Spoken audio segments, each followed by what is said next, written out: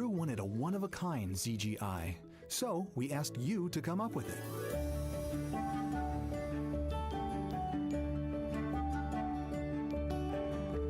Thanks everyone for sending in your entries from around the world. Over 2,600 of you submitted. And we loved seeing all of your contributions. It was a really difficult decision because each design had a unique quality that stood out to our crew. In the end, we were able to narrow it down to a top 5 from Finland, Canada, Peru, and 2 from the United States, Kansas and California. In the end, we went with one called Rise. It was a design inspired by the Earthrise photo taken on Apollo 8, which is very special to our crew.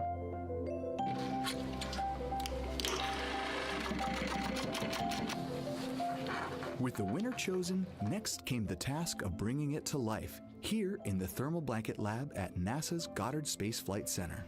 This lab specializes in custom materials to protect sensitive spacecraft equipment and is perfect for creating a ZGI that meets the rigorous safety standards of NASA.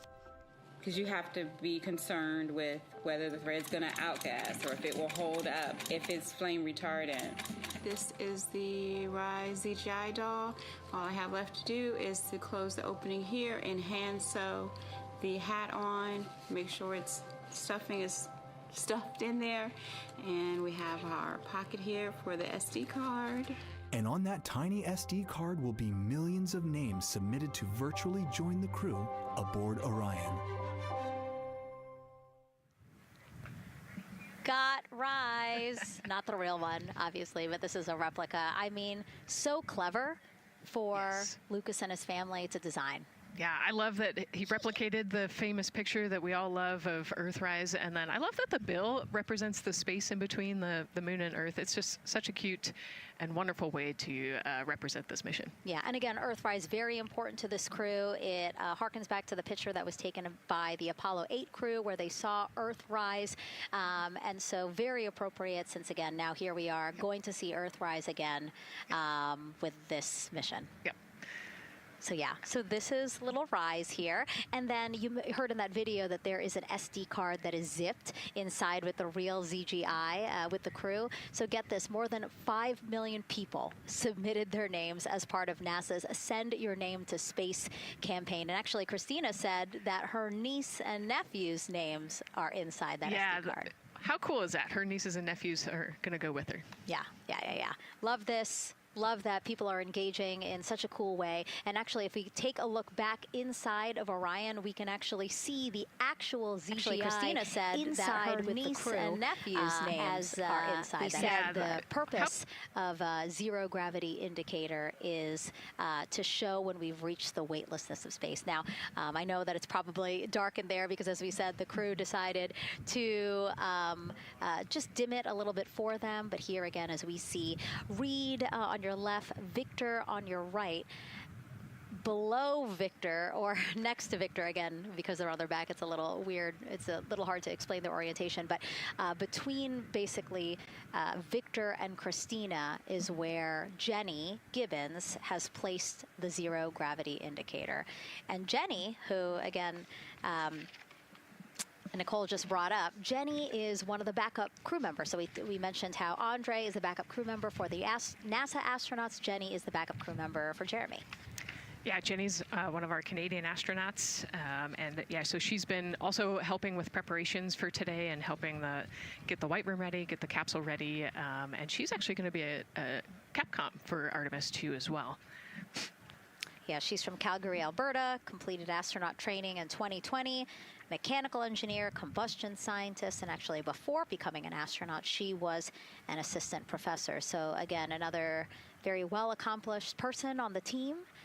And I know the Artemis II crew has really enjoyed working alongside both Andre and Jenny. Yeah, actually, Jenny was our EBQ mentor when I went through our AskCanner initial training, so she helped us with all of our spacewalk training, which was kind of cool as well. Okay, and there we have Andre again, number 2, with the rest of the closeout crew team there. Why don't we get another check with Daryl and see how the launch countdown is going.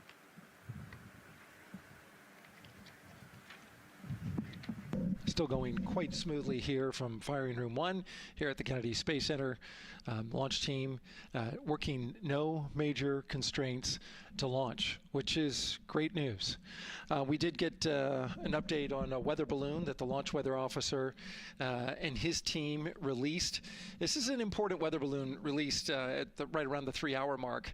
And what it told us is that winds are around 10 to 11 knots in the upper parts of the atmosphere. That's important information for the launch abort system.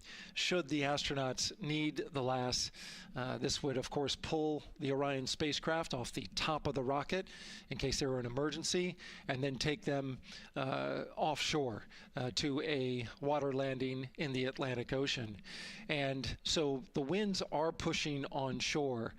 And because they're pushing onshore, the launch weather officer is keeping a close eye on the strength of those winds, because if the Orion were to come off the top, and it's powered by 3 rocket motors which can propel it or pull it especially fast off the top of the rocket, it would go up into the air thousands of feet and then splash down in the water. And if you've got wind pushing against it, you don't want that spacecraft to come back and land on land.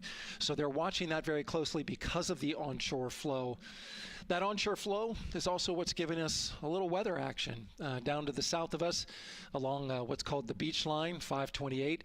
We got a whole lot of people out there getting ready to watch the Artemis II historic launch. Well, they just got a good soaking. Line of rain showers, I should say, passed through that area and soaked the place. Certainly rain is a possibility, spotty showers from time to time, but overall the launch weather officer tells us that we are trending towards getting that stuff to all push to the west the closer we get to our launch window. A reminder, that window is from 6:24 p.m. to 8:24 p.m. Eastern Time. We don't have a specific T0 at this moment. There's a lot that needs to be calculated before we get there. We also need to get through the rest of the countdown on time. As of right now, we are right on time. The launch countdown is going exactly as planned. That's not something that we saw certainly in Artemis I. There was a lot of flexing in the timeline during those 3 launch attempts back in 2022. But so far today, on our first launch attempt, we're really enjoying some really solid countdown work, some solid operations by the launch team so far. And to quote our friend Lucas, who created Earthrise, we all really like that. We'll send it back to the host desk. Thanks so much, Daryl. Yes, we really like that, and we really like Rise and Lucas. So thank you for that. That was really cute. Okay, so again, here we are in the big box here. We have our full view of the rocket, looking glorious on there with, again, some clouds, but still weather is good for launch today. And then we have the closeout team continuing to do work in the White Room. We got confirmation that they have successfully completed pressurizing the counterbalance pressurization. Basically, as Daryl explained it before, the side hatch for the crew module is very heavy. So in order to open it, there needs to be pressure applied to it, and that's what we just completed, right? Right, that's exactly it. So the CB8, that counterbalance assembly that we're talking about, has to be pressurized. It's a pneumatic system to help. So in the case of an egress, Christina's the one that has to open that hatch. So once she gets it unlatched and unlocked, then that pneumatic system will help move the hatch. It weighs a lot, and so the average human cannot open that hatch by themselves. And so that's why we want to make sure that the system is pressurized, that it's not going to leak, and that it is ready to go in case they need to open the hatch. So that is complete, and now what is happening are the seal leak checks.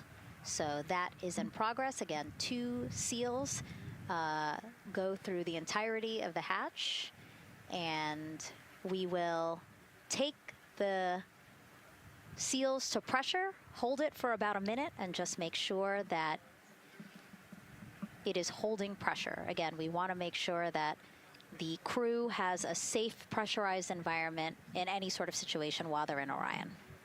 Yep, that's right. So we're going to take a look at it. We're going to take a look at the starting pressure, and then after a certain amount of time, we'll take a look at the ending pressure, and then there are certain tolerances that we will accept for flight.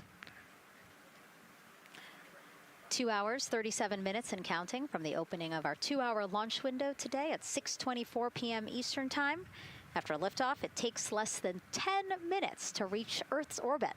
Let's learn more about today's ascent profile with Gary in Mission Control. Hey, Megan. We are monitoring here in Mission Control Houston. Flight controllers are looking at data from integrity in the Space Launch System during the countdown. We're looking at some of the events happening in the White Room now and just making sure that all criteria is met to commit to launch and ascent today. It's the team you see in this room that would be looking after ascent, which is a very dynamic phase of flight. And after solid rocket booster ignition of the Space Launch System, it's this team that takes over control of the mission. There are voices you'll hear upon ascent, calls being relayed between Stan Love, the Capcom you see here in this shot in Mission Control Houston, that's the voice from this room, and the Artemis II crew on a communications channel aptly named Orion to Earth. Here are the calls you may hear during this part of the mission.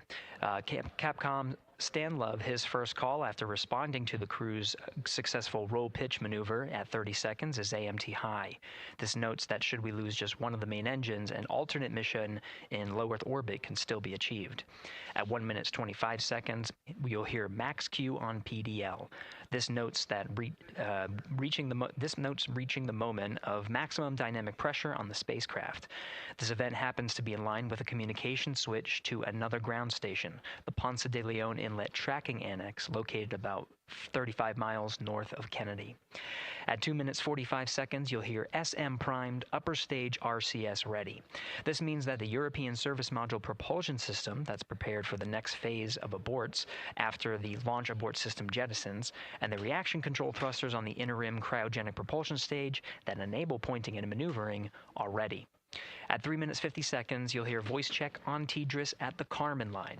At this point, the launch abort system has jettisoned and revealed the Orion capsule underneath.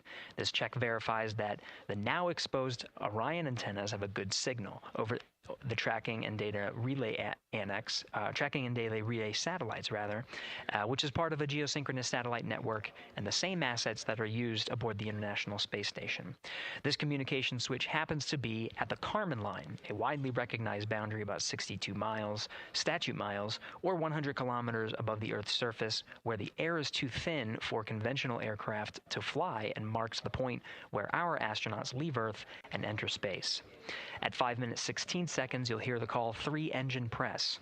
This notes that if one of the 4 main engines on the SLS core stage were to fail, 3 engines can carry the crew to a nominal main engine cutoff and proceed with the expected mission timeline. This is an important call that gives more assurance of continuing today's moon mission. At 7 minutes, you'll hear expect nominal shutdown. You'll hear this call should the main engine performance be as expected up to this point. Shutdown plans can vary and may impact G-forces experienced by the crew or future burn plans, but a nominal shutdown is more indicative of continuing the mission on the expected timeline. At 7 minutes 30 seconds, you'll hear AOA open. This notes crossing into a new abort profile. At this point, an abort would use Orion engines to escape the core stage, and the altitude and velocity are enough to make it one lap around the Earth and aim for a splashdown in the Pacific Ocean instead of the Atlantic. And then, of course, shortly after 8 minutes, you'll hear nominal MECO. You won't hear MECO right away. Teams here wait until the core stage has separated and the trajectory is confirmed as expected before that call to the crew. Now, this ascent profile is approximate, as there may be calls that move a few seconds depending on the trajectory, and of course these are the calls and times for a nominal trajectory. Teams in this room have been training extensively to prepare for any and all scenarios, and they are confident and ready to take this crew into space today. In today's pre-brief, the flight director, Judd Freeling, expressed his confidence to the team, citing the hundreds of simulations to prepare for this very moment. These are the calls you'll hear during ascent less than 3 hours from now, but now we'll turn our attention to the countdown to launch and send it back to you, Megan, at the Space Coast. Thanks so much, Gary. Now, one of today's 4 astronauts, of course, Canadian Space Agency astronaut Jeremy Hansen. Let's go now to Jasmine with her next guest. Thanks so much, Megan. Yeah, we're joining you live now from the Operations Support Building here at Kennedy, where crowds are starting to gather, and we're honored to have Lisa Campbell of the Canadian Space Agency joining us. Lisa, Jeremy Hansen is about to make history as the first Canadian to venture to the moon. What does that milestone mean for your agency? Thanks so much, Jasmine. It's wonderful to be here. It's such a special moment, both for our astronaut colleague Jeremy Hansen, but also for Canada. We're here because of decades of public investment in space robotics, in space collaboration, and so for our country, we're very proud. He's so ready. He's been waiting for this his whole life, preparing, training, and he's a wonderful example of Canada. Yeah, and that's a perfect way to capture Jeremy. He really has been prepping for this his whole life. This will be his first space flight. So what has it been like watching him become part of this Artemis II crew?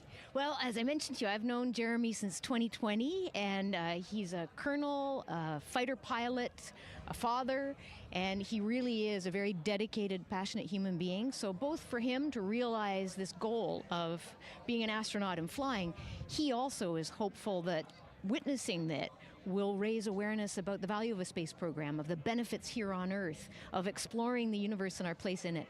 Wow, that's beautifully said. And really, this international collaboration has been going on for quite some time now. We've worked together in low Earth orbit and now going into deep space together. So why is it so important that we have these international partnerships? It makes us stronger. We can go faster and further together.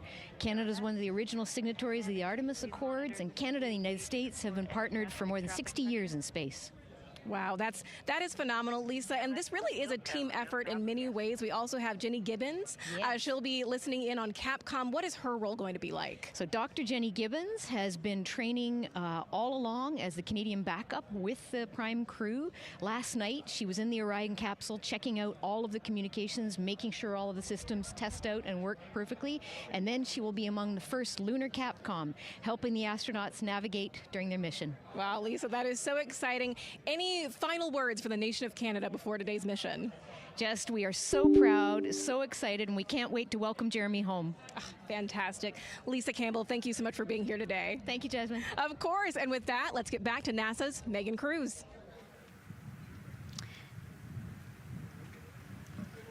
And right now, go ahead. Ma'am, TBA press has been completed. Did you see any drop in pressure? And MS1, we saw just a little bit. It is just over 2,600 now. Copy. Thank you, ma'am.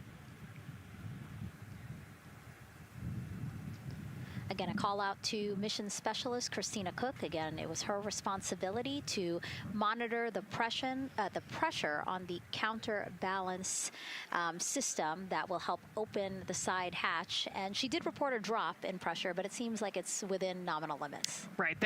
They might have had a small drop, but you know, we have a starting pressure and an ending pressure, and as long as the difference isn't too high, then we will take that. And the engineers know exactly what they're looking for in terms of that delta pressure.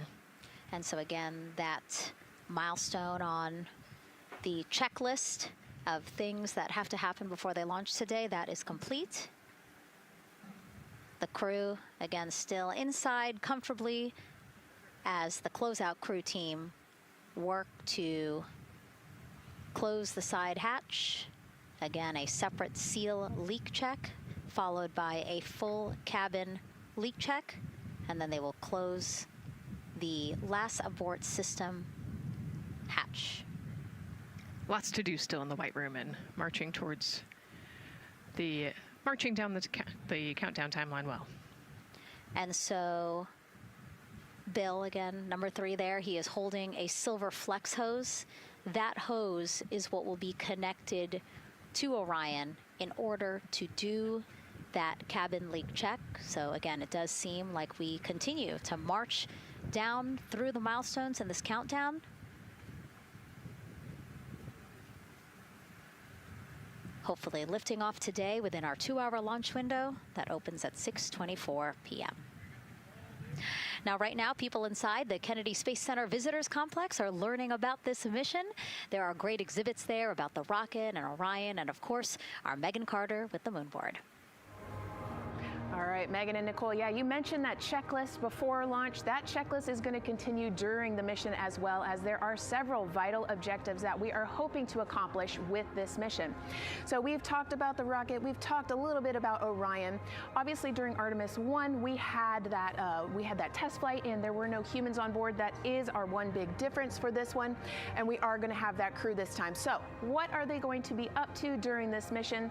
Let me tell you just a little bit. Now, for Artemis I, like I mentioned, we were really focused on the SLS, making sure it had the power and capabilities that we needed.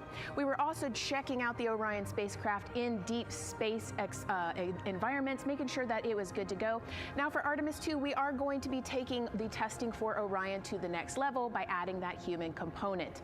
So those test objectives are going to start even before launch. Like you mentioned, they are out there making their way through that checklist. But these objectives are going to start now, and that includes safety. So one really great example of safety is going to be something called the egress baskets. They're out there in the spacecraft, obviously, and should a situation happen to come up, they are going to have something called the egress baskets they can get in, and those are going to zip line them essentially down to the ground within seconds to safety. Another great example of those safety procedures are going to be the LAS, or the Launch Abort System that I mentioned earlier. Just a reminder, that's the one that can pull the crew and capsule away from any danger within a few minutes of into the launch. Now, those are just a couple quick examples, but our recovery teams have been training extensively, quite a lot, to make sure that they are ready and prepared for any challenging situation that could possibly arise. All right.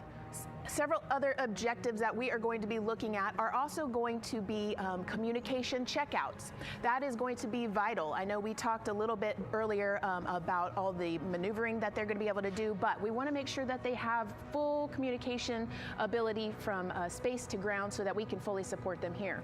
We are also going to be checking out those life support systems. Obviously, we've talked a lot about the service module and what it is going to do for the crew, but we want to make sure that those life support systems are fully functioning, obviously, before we send them farther into deep space. That's going to be critical for them. So on top of being able to maneuver the spacecraft and check everything out, we are also going to be making sure that everything is fully functioning. So as you can see, big part of this mission is to make sure that the spacecraft, the hardware, and all the operations are working, and that the data is going to make sense. And speaking of recovery, we are also going to have the opportunity at Splashdown to recover that launch or that flight data, and we're going to be able to take that back, analyze it, and make sure there are if there are any enhancements we need or changes we need to make before our next missions, we'll be able to do so. So lots to do. They're going to stay very busy, obviously. And with that, I will turn it back over to you, Megan. 2 hours, 25 minutes and counting, and the crowd, check it out, continues to grow at our Banana Creek viewing location. They will have a great view of launch, and we will go back now to Leah Martin, who's standing with her next guests.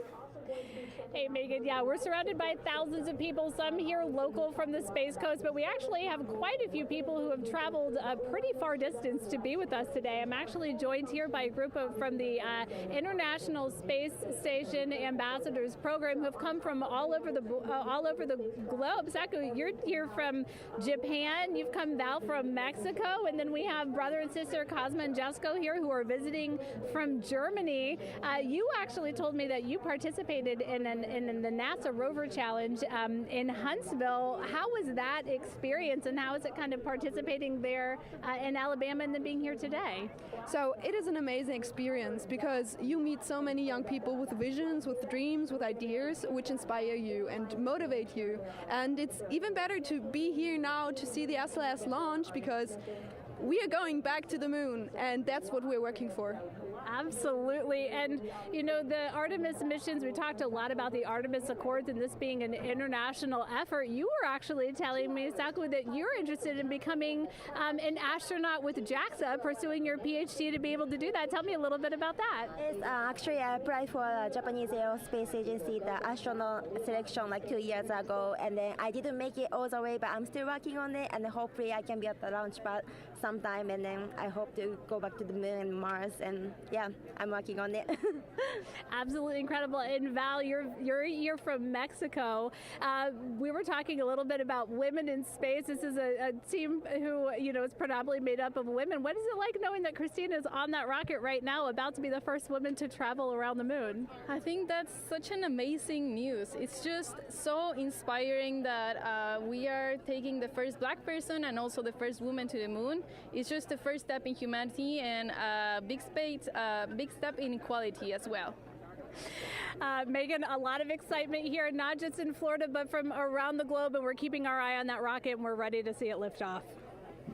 Thanks, Leah. Yeah, a lot of excitement, but also a lot of inspiration. Again, this is part of, or a big part of the reason why. 130.6.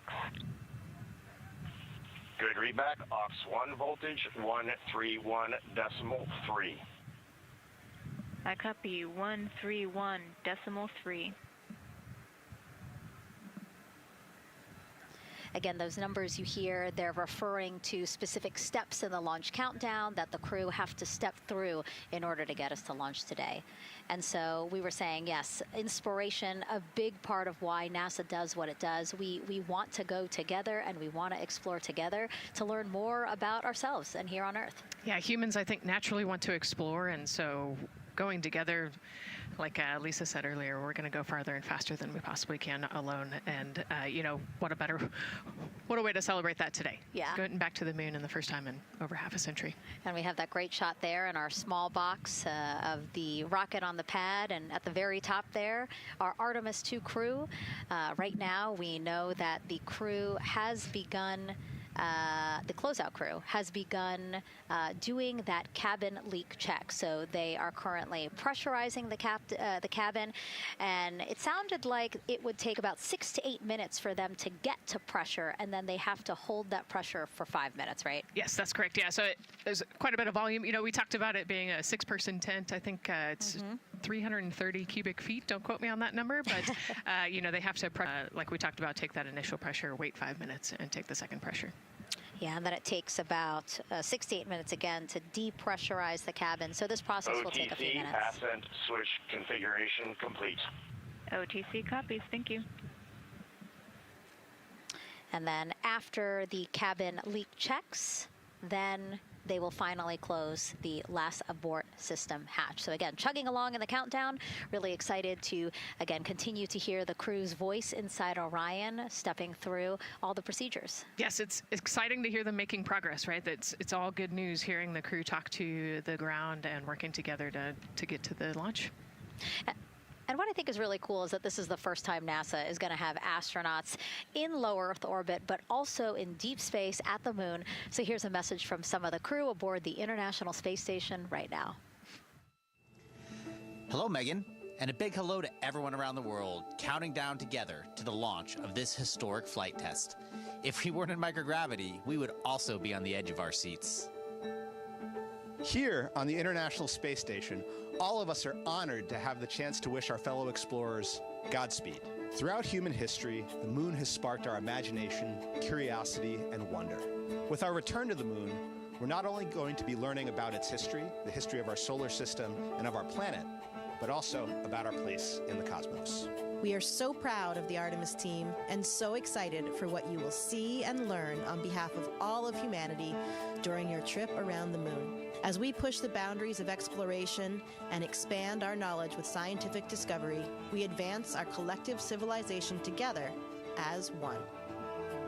Test flights are crucial to the mission of exploration. We all learn in test flight schools that the more challenging the missions are, the more incremental the tests should be. This Artemis II mission is one more increment on the way to further exploration. Thank you to the crew, our friends, for your dedication. And from the entire Expedition 74 crew, thank you to all of the teams that had a hand in getting the Artemis II mission to where it is today. Back to you, Megan, as the countdown continues. Oh, I love that so much. I just love seeing them there. And again, you have to remember the International Space Station is an orbiting lab. We learn so much there, and we're going to learn so much more from Artemis II, because this isn't just a test flight. It's an opportunity to learn more about the moon, deep space, and how humans can live and work so far from home. So here are some of the science objectives that NASA hopes to accomplish with Artemis II. Artemis II is our return of humans to the moon, flying around the moon on board Orion.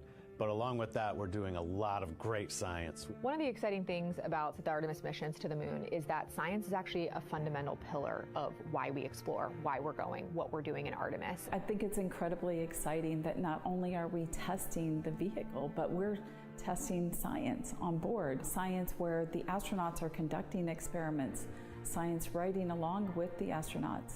We have astronauts looking outside the window and really observing the lunar surface. It will help us understand the deep space environment. It will help us understand how that environment affects our astronauts, our systems, and life in general.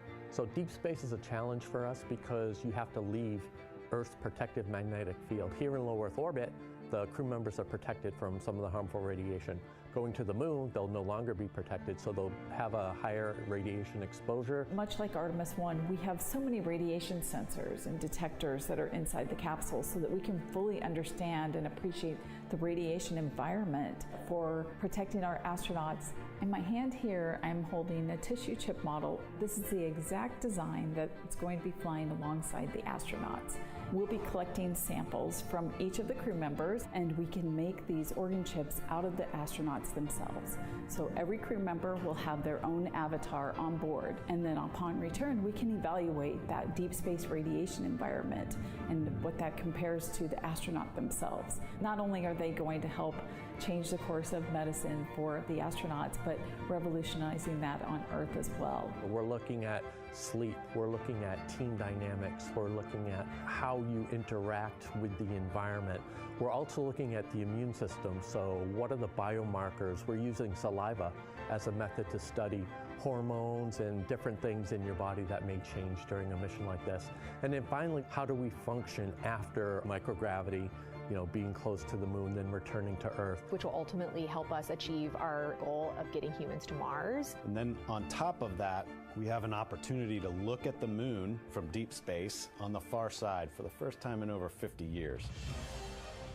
Having human eyeballs and brains back around the moon is going to unlock a new generation of lunar science discovery. The human eyeball is capable of taking in so much data in just a split second. They'll be able to tackle impact history, volcanic history. They'll be able to look at how the albedo, or kind of the shade and hue of the moon and the color of the moon, can tell us something about how that terrain evolved over time. We're integrating science in ways that have never been integrated into human exploration before. We have a front room mission control flight controller position called the Science Officer. We have a brand new science back room where it's basically our brain trust of lunar scientists and geologists supporting the crews of the future. And Artemis II will allow us to really test how this works so that future missions are really set up for success. We'll also be deploying some CubeSats. They're small shoebox-sized spacecraft of their own. They're each provided by another country, one of our partners. As they conduct their research, they'll complement what we are doing at the moon with Orion. It is so incredibly exciting to be a part of this mission. And it has been, really one of the privileges of a lifetime. I can see the work I'm doing benefit crew members right now and benefit the crew members in the future. So it's incredibly exciting and it's very rewarding. As this rocket launches humanity off of the Earth, we'll be setting the stage through our science to prepare humanity to leave Earth and explore the solar system. And what we learn during this and future Artemis missions to the moon will eventually get us to Mars. Here's Jasmine Hopkins again, now with Nikki Fox, Associate Administrator of NASA's Science Mission Directorate. Thanks so much, Megan. Yes, we're back on the balcony now, joined by Dr. Nikki Fox. Nikki, in this nearly 10-day mission, we are covering a lot of science, from CubeSats to tissue chips. What are you most looking forward to learning? Oh my goodness. I think for me, the most exciting thing is actually being able to interact with the crew while they are flying, doing this historic journey on the far side of the moon. They are going to be seeing pieces of the moon that no human eyes have seen before, which is really spectacular. It's going to be an interesting trajectory. Some of it is in darkness. Then at the terminator, so in darkness, they'll be able to look for like impact flashes and things when micrometeorites pummel that poor moon. And then at the terminator, they can see shadows and interesting things, which kind of gives you depth perception. And then, of course, in the sunlit, picking out everyone's favorite craters. Also, if we launch today or tomorrow, they will see a total solar eclipse from the Orion capsule. How cool is that? That is very cool. We are thrilled for this Artemis II crew to be able to see the moon in a way that we've never seen before. What is so unique about that far side? Why are we going there? I mean, honestly, it's just, it is unique. It's very different to the near side of the moon. The actual sort of terrain, the morphology, it's very, very different. And so it will be very exciting to see that as we're going past that. Absolutely. And Nikki, you know, we are performing a lot of science at the moon this year, actually, not just Artemis II. Can you speak to the commercial lunar landers we're planning to send? Yes, we are very, very proud of our commercial partners as they take our payloads for us to the lunar surface. And very excited. Next one up is Blue Origin's Blue Moon Mark 1 going. It's got some science on it. It's got the scalps that went on the Blue Ghost. So we'll be able to sort of look at that plume as it's coming down onto the lunar surface, and then also the laser retroreflector that will be the array that's up there too. So even on that first test flight, packing it with science as much as we can. Wow, Nikki, so much science. It's hard to keep track of everything. But the unique thing about Artemis II is we're sending crew. Can you speak to the importance of the human element of science? Absolutely. I mean, we can program, like we do with our beautiful rovers on Mars, we can program them to do certain things, and it's what we think we need them to do. When you have an astronaut up there, they can make that sort of like really unique split-second decision. The thing I'm most looking forward to is when they think they're going to be looking here, is hearing one of them say, "Oh my goodness, look over there." And I think that's just incredible about how we do that. Also, flying our tissue chips with the astronauts, our Avatar experiment. Here we go, Avatar. Wow, look at that. And that's got the tissue chips samples that matched to the crew, so we'll be able to monitor the effects of microgravity and radiation on that human tissue as we prepare for more and more missions to the moon for longer and longer durations, and then off to Mars. Wow, Nikki, so much science ahead of us, but first we have to launch. Thank you so much for being here today. Thank you so much. Go Artemis. Of course, go Artemis. And with that, let's turn it back over to the countdown with NASA's Megan Cruz. Nikki is so fun. She has so much energy and so much passion about the science. And again, yeah, it's just so important to remember that so much science is happening with this mission. It's not just to test out the hardware and the life support systems. Yeah, you saw the science video, and then we talked to Nikki. Man, there's so much going on, right? We talked a little bit about the lunar observations that we're going to do. And then, she talked about, made a really great point about, the human eye can pick things out that a camera or a robot can't necessarily pick out. And so that's why we're sending humans. But also, we're not just doing the lunar observations. The Avatar, that's a really cool experiment. They took blood samples from the crew, and then they used those stem cells to make bone marrow and create those little Avatar chips, which is feels like scientific, sci-fi movie stuff. But, we're going to look at radiation. We're going to look at all sorts of different scientific experiments. We got the little CubeSats. We're going to go look at space weather. Lots going on. Yeah, even collecting some of the astronauts' saliva, you can learn a lot about the body through the saliva. So just really a lot in a small amount of time in a small capsule. Yeah, scientific discovery. That's why we go back to the moon. Yeah. And so, again, her energy just so... oh my God, I can't find the word. So wonderful. Awesome. I don't know why I couldn't find the word. So anyway, yeah, just really, again, thank you, Dr. Nikki Fox and Jasmine. And so, Nicole, what about answering more questions? Let's do it. Okay, great. First one, what was the word I was trying to get at? No, I'm kidding. Let's have the first question up on the screen now.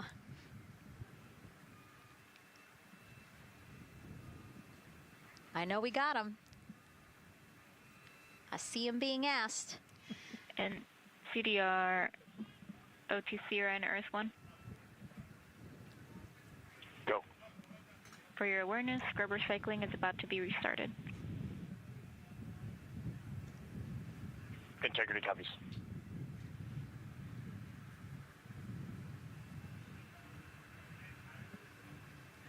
All right, let's try that again. Can we get the next social question, please? What are the G-forces experienced by the Artemis astronauts during launch and reentry? Ooh, you know, these are actually pretty similar to, you know, a Dragon launch or a shuttle launch. You know, we have to accelerate to get out of the Earth's atmosphere, and then, you know, we talked about the secondary burns that they will do to get away from Earth. But, you know, for me personally, it kind of felt like we got slingshotted off the Earth is how I like to describe it. So, you know, you get set back in your seat and the G-forces are into your chest. CDR OTC, you're on Earth 1. Go ahead. Moon leak check complete. The cabin is going to be vented to flight pressure momentarily. Integrity copies. That's fantastic news. Yeah. Again, so the spacecraft is holding pressure as expected, and so now they will depressurize it, which will take about 6 to 8 minutes. Exciting. Yes. Yeah. Go ahead, Nicole. Like we sorry. talked about, continuing to march towards the launch. Yeah, so the G-forces are into your chest, and it's kind of a slow build, and you can get all the way up to 4.5 Gs into the chest during the launch, and often they have to back off on the thrust a little bit so that you don't get too high in the G-forces, and especially as we go through kind of max Q or that max aerodynamic force, so as they get through the thicker parts of the atmosphere. And then very similar G-forces on the way home, so slow, steady build up to about 4.5 Gs as the rocket actually decelerates. You know, you heard in one of the packages, when they come back, they're going to be going 7 miles a second. Gosh, that's and incredible. so you have to slow down somehow, and to do that, you have to actually, you know, when you brake in a car, you feel those G-forces, and so for the astronauts, it'll just be, again, into the chest based on the orientation. Great. Thank you so much for that answer, Nicole, and for that question. We're going to continue to try to take as many as possible. Again, you know how to send them to us at NASA Artemis. But now we again have another question for you, for our audience. We want to know, what part of Artemis II are you most excited for?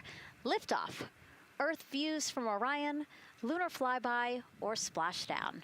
Tell us again on NASA's Instagram or Twitch accounts, and we'll share your answers a little later in the broadcast. That's a tough one. I don't know what my answer would be. I know. I don't know either. I'm excited for it all, but that's a cop-out. All right, now let's head back over to Banana Creek. Again, the crowds there, really excited. People coming from all over the country, from around the world. Why don't we get another check with Leah Martin to see who she's caught up with now. Well, Megan, we were a little while ago talking to some students from around the globe. Today, we're actually talking to some local students who are from right here, locally, Merritt Island in Titusville.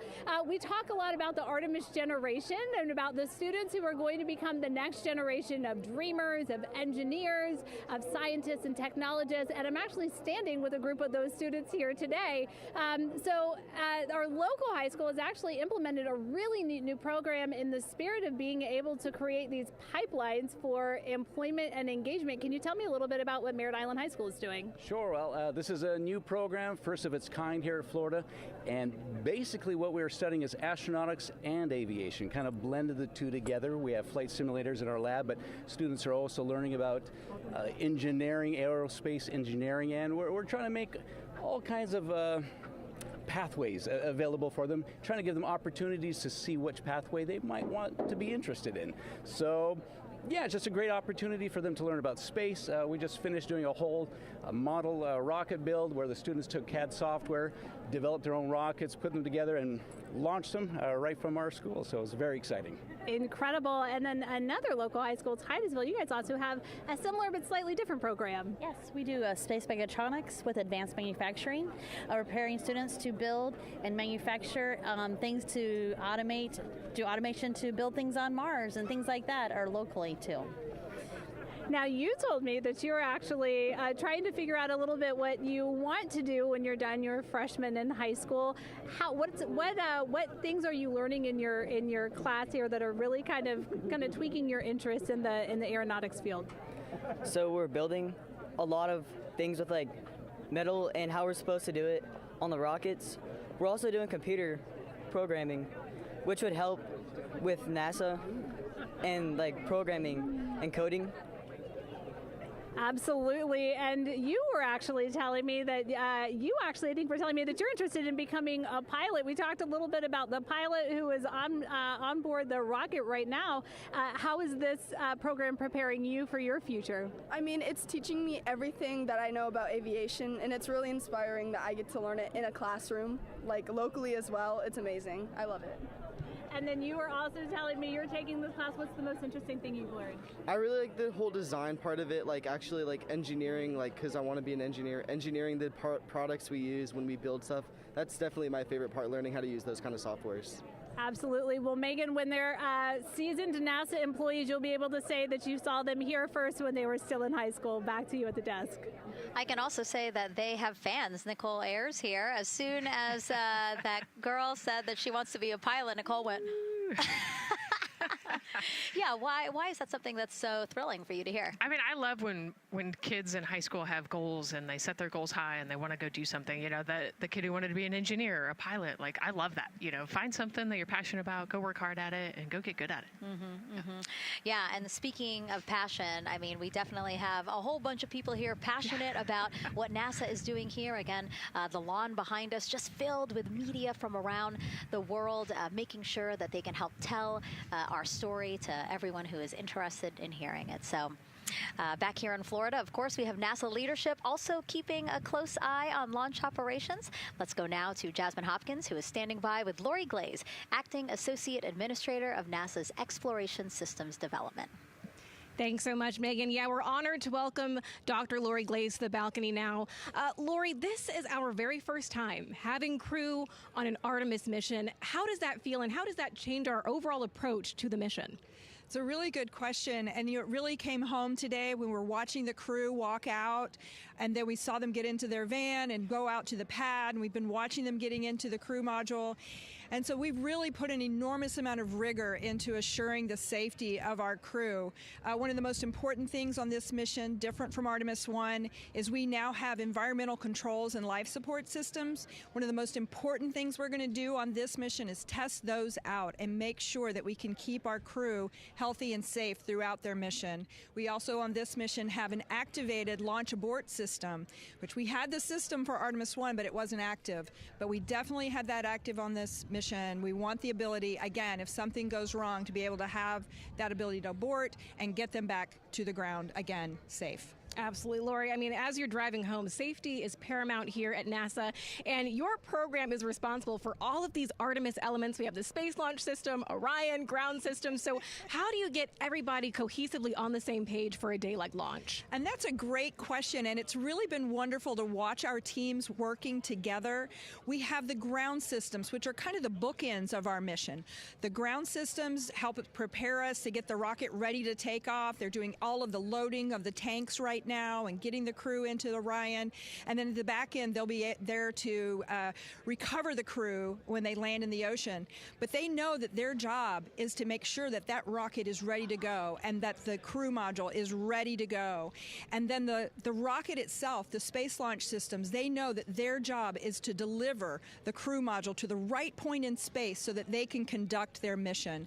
And then again, they have to make sure that everything is ready, that they set them on the trajectory that is going to bring them around the moon and set them up to land in the right place in the Pacific Ocean. And that's their job, and they know how important that is. And they have to work closely with Orion, which again, they also have to work with all the other teams to make sure that everything's working together. And then on top of that, our flight operations teams, all the people on the ground, they're all working together. They know this mission doesn't work unless every single part of the mission works. Right. Lori, there are so many things that have to work together today. We can't wait to see what happens next. Thank you so much for being here. It's my pleasure. Thank you. Of course. And with that, let's take it back to the countdown with NASA's Megan Cruz. Yeah, and speaking of the countdown, 1 hour, 59 minutes and counting until the opening of our 2-hour launch window at 6:24 p.m. Eastern Time.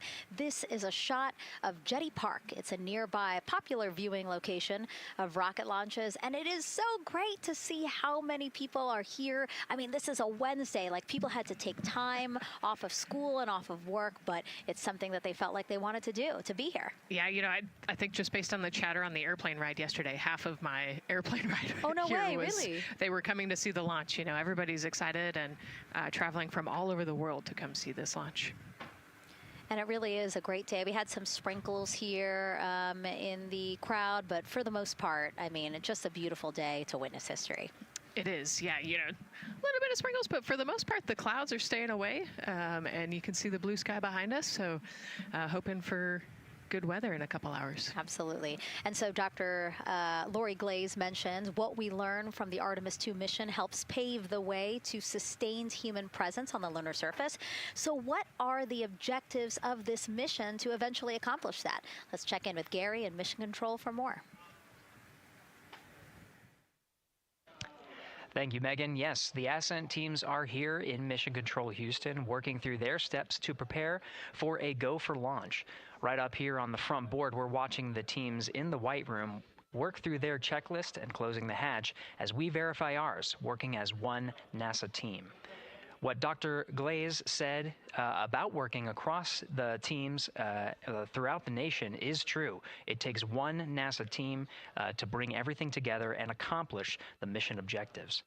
The Artemis II is designed as the first crewed test flight of NASA's Artemis campaign, sending astronauts into lunar space to validate systems, operations, and human performance ahead of a more complex lunar landing missions.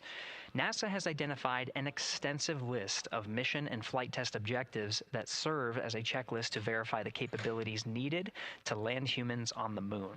For the Artemis II mission, there are 5 overarching priorities that cover the mission and flight test objectives. First is, of course, the crew. As the first crewed mission inside the Orion spacecraft, this mission serves to demonstrate the capability of safely sustain the flight crew throughout the mission, including launch, the deep space component, and return. Number 2 is systems. This mission brings it all together to validate the performance of all ground and flight systems needed for a long-term lunar campaign, from launch infrastructure to spacecraft operations in deep space. Third is hardware and data. We'll be gathering performance data as much as possible over the Deep Space Network, but we also aim to retrieve onboard data and hardware after splashdown to gather additional insight and improve future Artemis missions. Fourth is emergency operations. The crew and flight control team will be testing emergency systems such as abort procedures, rescue operations, and contingency responses. During the flight, astronauts will rehearse a number of these procedures to ensure that in the event of a real emergency, the planned procedures and operations are sound. And finally, there's subsystem validation. Engineers will be verifying subsystems across the board to ensure reliability across life support, propulsion, avionics, and navigation systems aboard the Orion spacecraft. Human spaceflight is a complicated endeavor that requires precision and confidence across all disciplines. You may hear the phrase, human spaceflight is the greatest team sport, a few times in today's coverage, and it's absolutely true. Not only does it need mastery of specific components, but the integration extends across thousands of people and facilities around the world to come together and make it all work. A lot of the work from many people has led to this moment, a rocket at the pad with humans on board, ready to put everything we worked for to the test. I'm certainly excited about it. The teams here in this room are looking forward to supporting the mission, and I hope those watching are as excited as we are. We are following the countdown here in Mission Control Houston. Everything continues to look good. Now inside 2 hours from the beginning of the launch window. With that, I will send it back over to you, Megan and Nicole. Hey, Gary, thank you so much. We are getting word that the launch team is working something that we would like to give you an update on, so let's get on over to Daryl.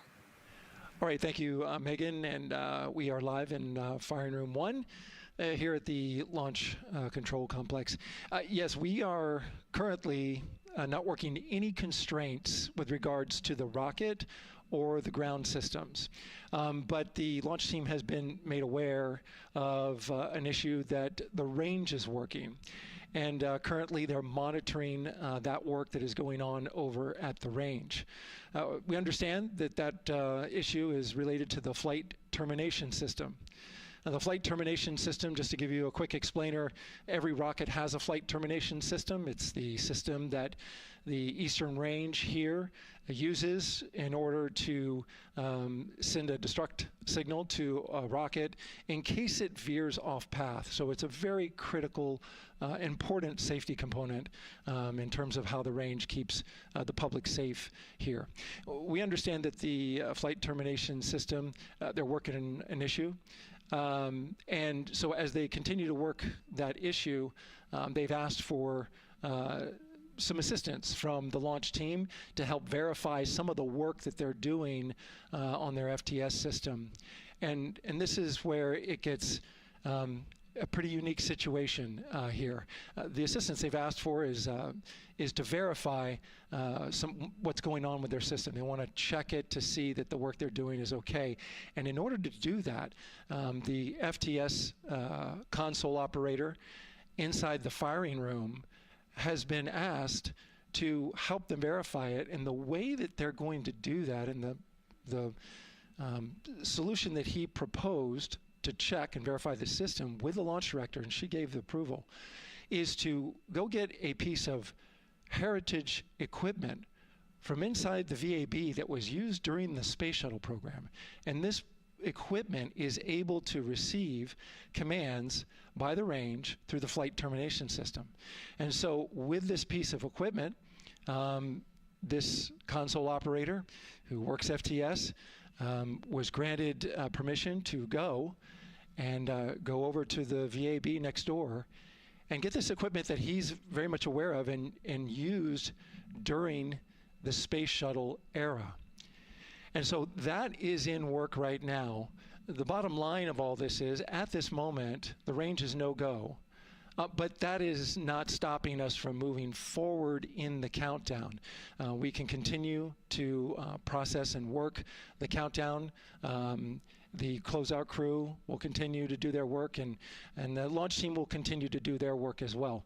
But we'll keep you updated on what happens in regards to, as far as my understanding goes, a pretty unique situation here with trying to bring resolution and kind of help out the situation that we're seeing at the range right now.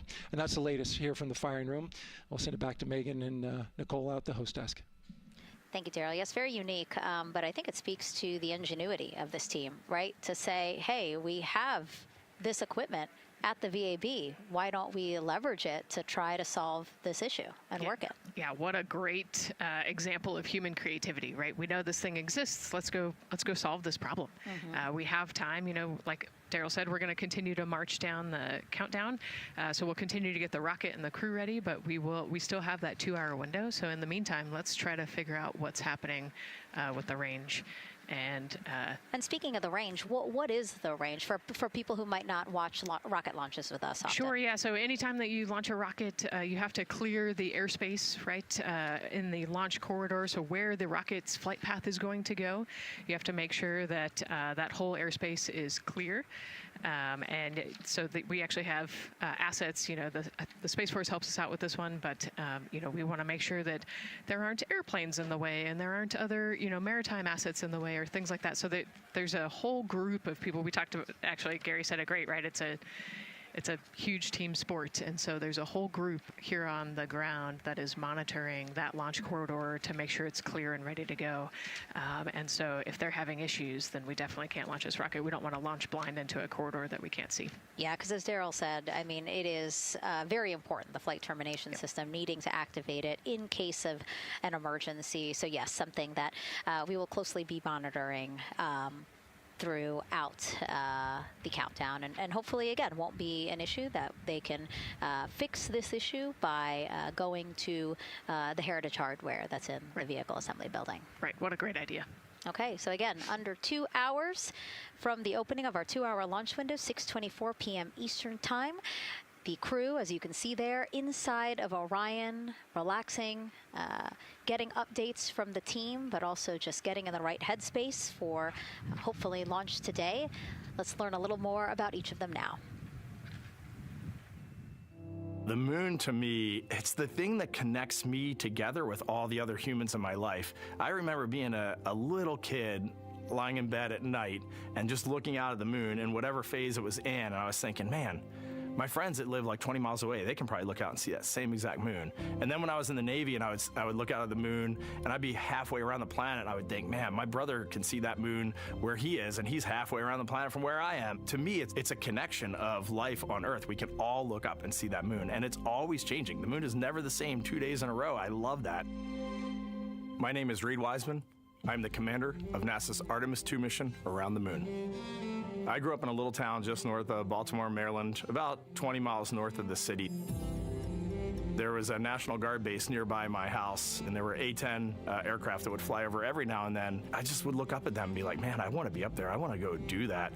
And then my brother went to the Naval Academy, and I would go every year and watch the Blue Angels fly during commencement, and that just started to grow and grow and grow. For a while, I wanted to join the Air Force, and then I realized Navy flies as well, and they fly from ships in the middle of the ocean, and that was it. Like, done deal for me. That is exactly what I wanted to do for my career.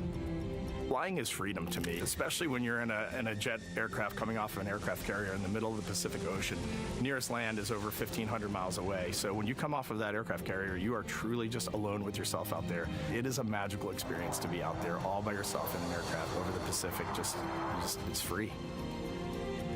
I think anybody who accomplishes something that they set their mind out to, there's no one thing that does it for them. It's a combination of everything. I mean, the way my parents raised me, the way my brother and I, the way our relationship developed over time, my friends, being in the marching band, going to college, setting my own course, learning how to live on my own, being mentored along the way, being, kept on the path to success, but being given the freedom to, make excursions and fail every now and then and regroup and carry on. I think all those things come together in the end to get you where you are. I've had to overcome, I'm a human being. I've had to overcome a lot of fears. I'm pretty scared of heights. I joked about that on the International Space Station, but it turns out I'm only scared like at the edge of a building. When you're up on the International Space Station, even though you're 250 miles up, I never had that feeling of falling or that I was, at risk up there. I just kind of loved the feeling of floating and looking down at Earth. There have been challenges all throughout my life. By far, the biggest challenge was losing my wife in 2020 to cancer and now raising two daughters who are grown up now, but that's been the biggest challenge by far I've ever had to face. It is not easy. Being an only parent, trying to work a full-time job, and raising two kids is something that I think about every single day. I'm very proud of the work I've done. I haven't always done it well, but I've always shown up and tried as hard as I possibly can. I do wonder what it's going to be like when we are really far from Earth and can see it. The sensation of being so far away from everything that you know. I had that sensation on the space station the first time I got to sit in the cupola for a really long time. So I can only imagine what that's going to be like from 200,000 plus miles away. My name is Victor Glover, and I'm the pilot for NASA's Artemis II mission around the moon. When I was in 4th grade, I was 10 years old, and that's when the Challenger accident happened. And it helped me understand how the general public felt about the astronaut corps, right? Like, these are the people that we want to be. And that just gave me an easy thing to strive toward. The biggest fear that I've had to overcome in my life is doubting myself. Going to college when no one in my family had gone to college was a huge risk. I had more confidence in my athletic ability than in my academic abilities. I could play football with those college students that I saw on TV, but my classmates that I saw in the lab and around the University Union, I didn't know if I had what they had. I think addressing that self-doubt was a part of, swinging for the fence and trying to go get an engineering degree, not just go to college, but get an engineering degree and then go do something challenging and technical like flying. Apollo is known for sending humans to the moon. Artemis has an opportunity to continue the Apollo story, but I actually think it's important for this story to stand on its own. Artemis is a new program, and we're trying to do new things. And it's great to compare and contrast. When you look at our spaceship, you can see parts that were designed, built, and integrated in another country. When you look at our crew, you see that our crew is international. There are also men and women. And I just think that comparing and contrasting makes the story even richer. The piloting role specifically, I will have an hour and a half or so where I get to fly the spacecraft by hand. We haven't flown that many spaceships. And so the ability to fly one actually in space on a test mission is just a really unique opportunity. I can't tell you how I'm going to feel when we fly by the moon and see the moon up close and the Earth from 250,000 miles away, but I don't use the word excited because I'm focused. You know, what we do, this is very serious and it's very risky, and we are all intimately familiar with that risk. And so if we go out there and we're successful and we can pass that baton on to Artemis II, that's something to really be excited about. I tell a story, which is one that my dad told me before the Apollo missions when he was just a very little boy. He was looking up at the moon with his mom, and his mom said to him, "Don't worry, Ronnie, we'll never get there." Fast forward maybe 70 years later, it's his daughter that's actually going there. And I think that long arc is something that we can all learn from. The idea that the seemingly impossible becomes possible if you just believe in it and are willing to work hard and come together to achieve it. My name is Christina Cook, and I'm a mission specialist for NASA's Artemis II mission around the moon. When I look back at my dreams as a kid, I definitely never thought I would actually get here. I was very pragmatic. Even though I'm a dreamer, I knew that the odds were way against me again, so I might as well do something I'm loving in the meantime. I definitely loved science and math in school and, did pretty well in those things, but I also loved being active. I was always outside. I loved things that made me feel small. I loved looking at the night sky, oftentimes between the pine tree branches, or I loved the ocean. North Carolina also has mountains, and when we go there, I just loved the vastness of all of those things. I loved how they made me feel and what they made me think about, and the vastness of the universe and how much out there was to learn. I'm drawn to exploring. I'm drawn to challenges that involve both mental and physical, and I'd much rather be solving problems wearing a whole lot of equipment and in a harsh environment, and that's just something I've carried with me ever since I was a kid. Thinking about the fears or challenges that I've had to overcome, there are just so many. I mean, basically, it's just been, that has been the journey. I always say to people, do what scares you, and that means I have to follow my own advice. So doing what scares me meant getting on a plane and going to the Antarctic, getting on a plane and going to study abroad in Ghana, applying to become an astronaut, opening the EVA hatch in the airlock and going out of it into the darkness, strapping myself onto a rocket. And so for me, I think that no matter what the challenge, recognizing that if people believe in you and you believe they believe in you, the challenges seem always a little bit easier. To me, the moon, it represents history. It is a witness plate. Everything that's ever happened to the moon is still written on the moon. Every single person has looked at the moon their entire lives. We see the same moon. That's something really special. It's just the epitome of a symbol of something that's in each of our hearts, but that's also represents exploration and reaching. I have this very distinct memory of seeing an image of an astronaut standing on the moon. It's burnt in my brain because I went back to it so many times in my childhood, and I would look at that image, and I know it had a huge impact on me that humans had walked on the moon. My name is Colonel Jeremy Hansen. I'm an astronaut with the Canadian Space Agency, and I'm a mission specialist on NASA's Artemis II mission around the moon. My elementary school years, I grew up on a farm outside of London, Ontario. I spent as much time as I could with my dad on the farm. I learned the value of hard work, for example. If I wanted to go to work with Dad, it was going to be a long day, and I was going to have to not complain, or I wasn't going to get to go the next day. I had a treehouse. I had a vivid imagination, and I changed my treehouse into a spaceship. I made all these dials and controls. I had circuit breakers for switches that I found in the barn, and I was exploring space in my imagination. The most important thing I did to get to where I wanted to go in life, which was flying fighter jets and eventually becoming an astronaut, is I shared those desires with other people. And it turns out, just like you don't go to the moon on your own, if you could, I would have done it a long time ago in my treehouse as a kid, you have to go as a team. I think the biggest impediment to achieving my goals was, of course, myself.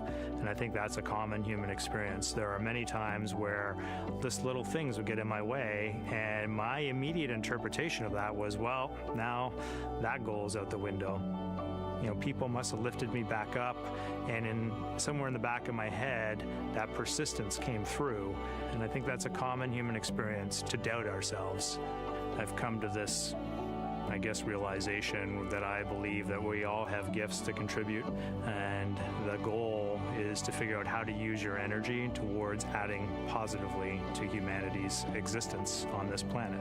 But I love it when humanity sets big goals, like sending humans to the surface of the moon with an eye to eventually going to Mars, because when we do that, we can bring together genius from not just even in one country, but around the world. I've also learned from my indigenous mentors that they refer to the moon as Grandmother Moon. So you've probably heard of Mother Earth. They use Grandmother Moon because Grandmother Moon is responsible for the water in their community, just like the moon moves the water around the planet, affects the tides. And I think that's a really beautiful thing for us as we go back to the moon, to think about all the different cultures around the world and how they view the moon differently. And that's really neat because we all share that same moon in the night sky.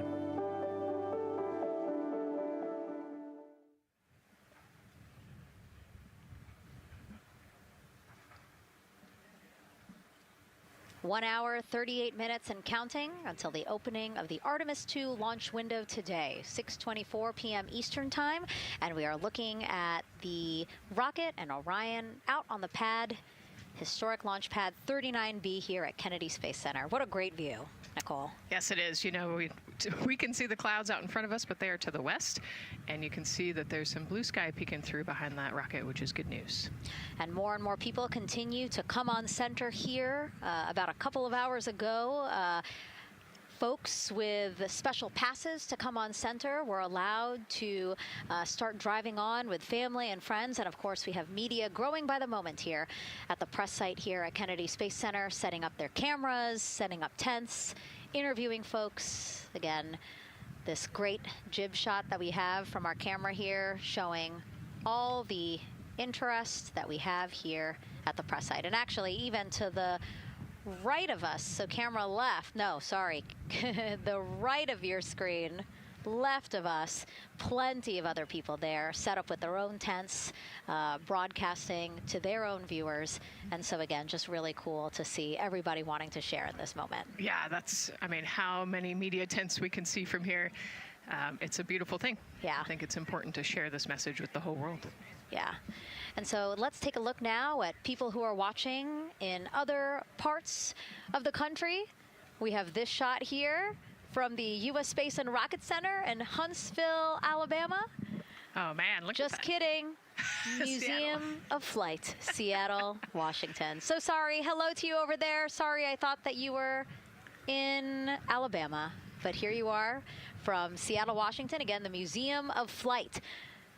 They must have had a special event to bring people there to watch, as well as a special event here. Now, correctly, the U.S. Space and Rocket Center, Huntsville, Alabama. Of course, they would have a lot of people here, and I'm sure this crowd will grow when we get closer to launch. Marshall, the home of the SLS rocket. Yes. Yeah, this is a great shot. You can see all the people there, and obviously you've got quite a few artifacts in there as well. Oh, now they us. know. Yes. Yeah, now they know. They're on the broadcast. That's funny. Awesome. Hey, listen, it's all right. We can sit. We can sit and chill until we wait for the opening of the window. No, there they are. Yeah. Everybody's excited. Thank you guys for showing us your excitement. I know deep down it was in there. It's just that you felt like sitting at the moment, and that's all right. There's a little delay. Yeah, that's all right. Well, thanks so much to those supporting these watch parties and bringing them to us live here. Actually, our video paths are taking quite a circuitous route to be able to bring those live views in from Seattle as well as Alabama, but we're glad that we can be able to share it with you in the broadcast now. And so why are we going to the moon? Why does NASA want to build a moon base there? Here's Megan Carter again with our moon board. All right, thank you, Megan. Yeah, so we are right around that hour-and-a-half mark, hopefully for that launch. It's going to be very exciting. So they are going to have a few days to be around the low Earth orbit, and then they'll be heading on to the moon. So yes, let's talk what will be happening. Why are we going to the moon? So obviously this is not going to be a landing, as we've discussed. They are going to be coming with 4,000 to 6,000 feet around the moon's surface, and this is going to connect us directly to our past. Those Apollo missions did have 6 lunar landings, and the Artemis campaign is looking to build on that past by going back to the moon, staying longer, and then going farther. So how are we going to do that, and why? We have obviously talked a little bit about that lunar South Pole, and we are focused specifically on the far side of the moon for this one for a specific reason. You might have guessed we're going to be looking for some resources especially, and that's going to be water or water ice. That is going to be giving us some really critical pieces for future missions. And as you can see here, we have identified 9 potential landing zones. So this is going to be a critical objective for our crew. Depending on when they launch, it will determine what is going to be visible, but we do have these 9 landing zones right here around the Shackleton crater. And as you can see here, a lot of that area is deep and dark, and that is where we are going to be looking for that water ice, because that is obviously going to give us not just water to drink, but as we know, that can actually be converted into our propellant potentially, that hydrogen and oxygen. So that is going to make the moon a critical place for that moon base, because we want to think of it essentially as a backpacking trip.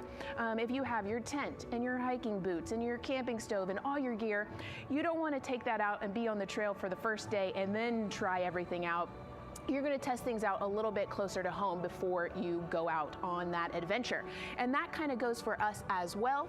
So the moon is going to be critical for us in the future steps towards our lunar landings, and then also for going farther on to Mars in the future.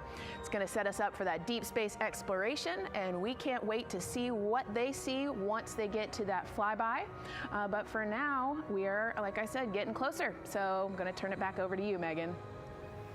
Exciting stuff. Again, the idea of accomplishing a moon base, like as we've been saying, sometimes things just seem like science fiction, and it's amazing that we're making it science fact. Yes, yeah, we're going back.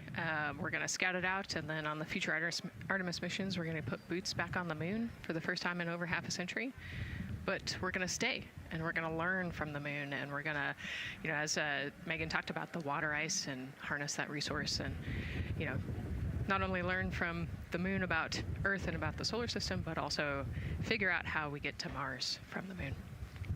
And so what we're seeing now back inside the White Room with the closeout team, they are removing basically fixtures that protected the crew module hatch while they did work around it, right, Nicole? Yep.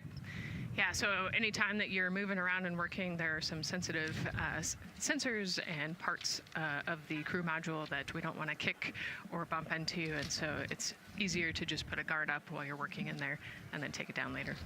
And so this is a visual cue for us that the team is getting ready to close the last hatch, again, the launch abort system hatch. Can you tell us about what the LAS is?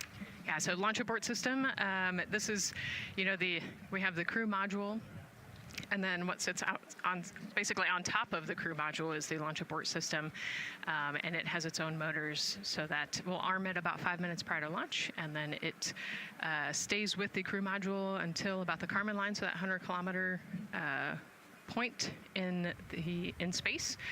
Once the crew could safely get to orbit, it will actually be jettisoned, and the crew module will then be exposed. So this is just a safety mechanism that stays on the outside of the crew module, and then as they monitor the attitude and the thrust and all sorts of the roll, all sorts of different data points to make sure the crew is safely getting to orbit. And once they are safely to orbit, then we will get rid of that launch abort system. And it looks like they're putting all these parts that they're removing from around the crew module hatch into a bag, because they have to take this out with them once they leave the pad, right? Yes, yeah, we don't want anything left up there in the White Room, and especially because that crew access arm will move away from the capsule and the rocket, and so we want an empty White Room, no FOD like we talked about, so that we can have a safe launch. And this orange tube that you see on the right side of your screen, that had been inside the crew module, providing breathable air to the crew.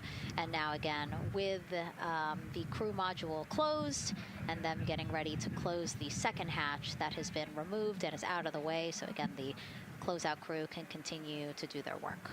Yeah, that's just a duct to provide some cooling air and some breathing air to the crew and the closeout crew while they're in there. That's actually a good point, yeah.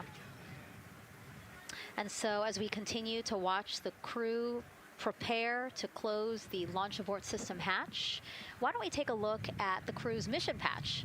Now, crews have designed their official mission patches since the Gemini 5 launch in 1965. Reed, Victor, Christina, and Jeremy, they really wanted to play on the abbreviation of Artemis II to all, signifying not only the second major flight of the Artemis program, but also a mission to explore for all, by all. The crew chose the iconic Earthrise photo for a reason. It was taken by the Apollo 8 crew in 1968, the first crew to ever fly around the moon. The mission was to prove teams then were ready to land on the moon the same way Artemis II hopes to fly around the moon ahead of a lunar landing with Artemis IV. This time, as we've been saying throughout the broadcast, to stay on the moon and pave the way to Mars. Yeah, we talk about incremental steps, right? And so Artemis II is very similar to Apollo 8 in terms of that increment. They're going to fly around the moon and set up the rest of the Artemis program for landing on the moon, but also with a nod towards the fact that we do this for all humanity. And I love the thoughtfulness and how much they, how much importance they put on their patch design. Another camera angle of inside the Orion spacecraft.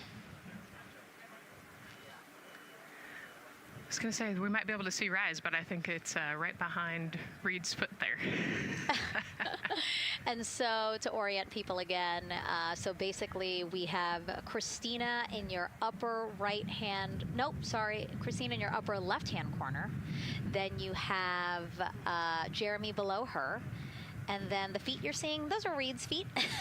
And then next to him, the upper right hand corner, that is Victor, who's unfortunately hidden by Reed's feet, but again, that is the orientation of the crew inside Orion right now. Now, earlier this week, the crew got to stick their patch on a wall just outside the suit-up room.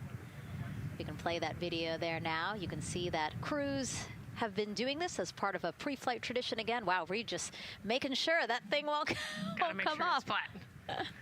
And so now Victor is signing there, followed by Christina, and then Jeremy. That's a fun tradition, and your patch is up there too. It is, yeah, ours is on the left-hand side there. Yeah, it's a fun tradition. This is a really fun day too. They did this a couple days ago, but it's just another step that makes it a little bit more real that you're going to be launching soon.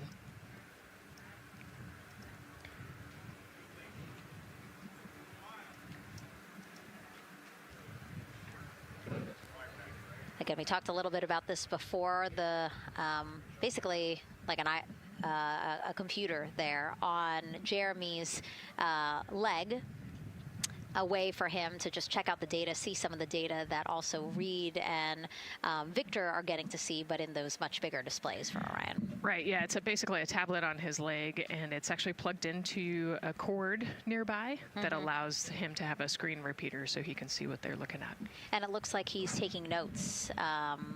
Can you talk a little bit about what that is? It's part of, all of them have like a little procedural book, right? Right, yeah, so they have what we call a knee board, and they'll have blank pages to take notes on. They might have a cue card or procedures, or they can be kind of custom built to what each crew member wants for their knee board. This mission, of course, built by people and companies in all 50 states, as we've been saying throughout the broadcast, and with our international partners as well. Let's take a look at some of the people playing such a big role in today's test flight. What we're doing here is a collaborative effort of hundreds of thousands of people.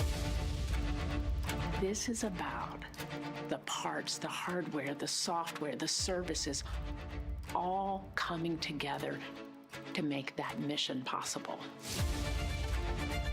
My dream for this space program is that we would not just push the boundaries, but that we push them together. And liftoff of Artemis I. We rise together, back to the moon and beyond. It takes a team to do great things.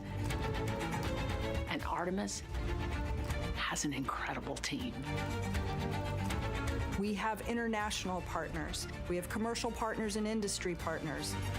It takes unity to accomplish great things, and that's what this mission's all about. We're not sending our money to the moon and lighting it on fire. We're putting that money right back into the economy in ways that benefit everybody. So every dollar that comes out of the Treasury that goes to support this mission goes back into the Treasury 3 times. What is very important to me is that we do it the right way, and that we do it with our values, that our industries grow, that our communities grow, that our families are healthy and safe and have amazing things to work on. Then we're going to build machines to go even further onto Mars. That is our generation, the Artemis generation, that defines the starting point of our exploration future. I just want to say thank you to all of the hands that have touched a part of this program and the hearts that have moved everyone to this goal, because we're going to the moon and we're going beyond. One team. One team. One team. One dream.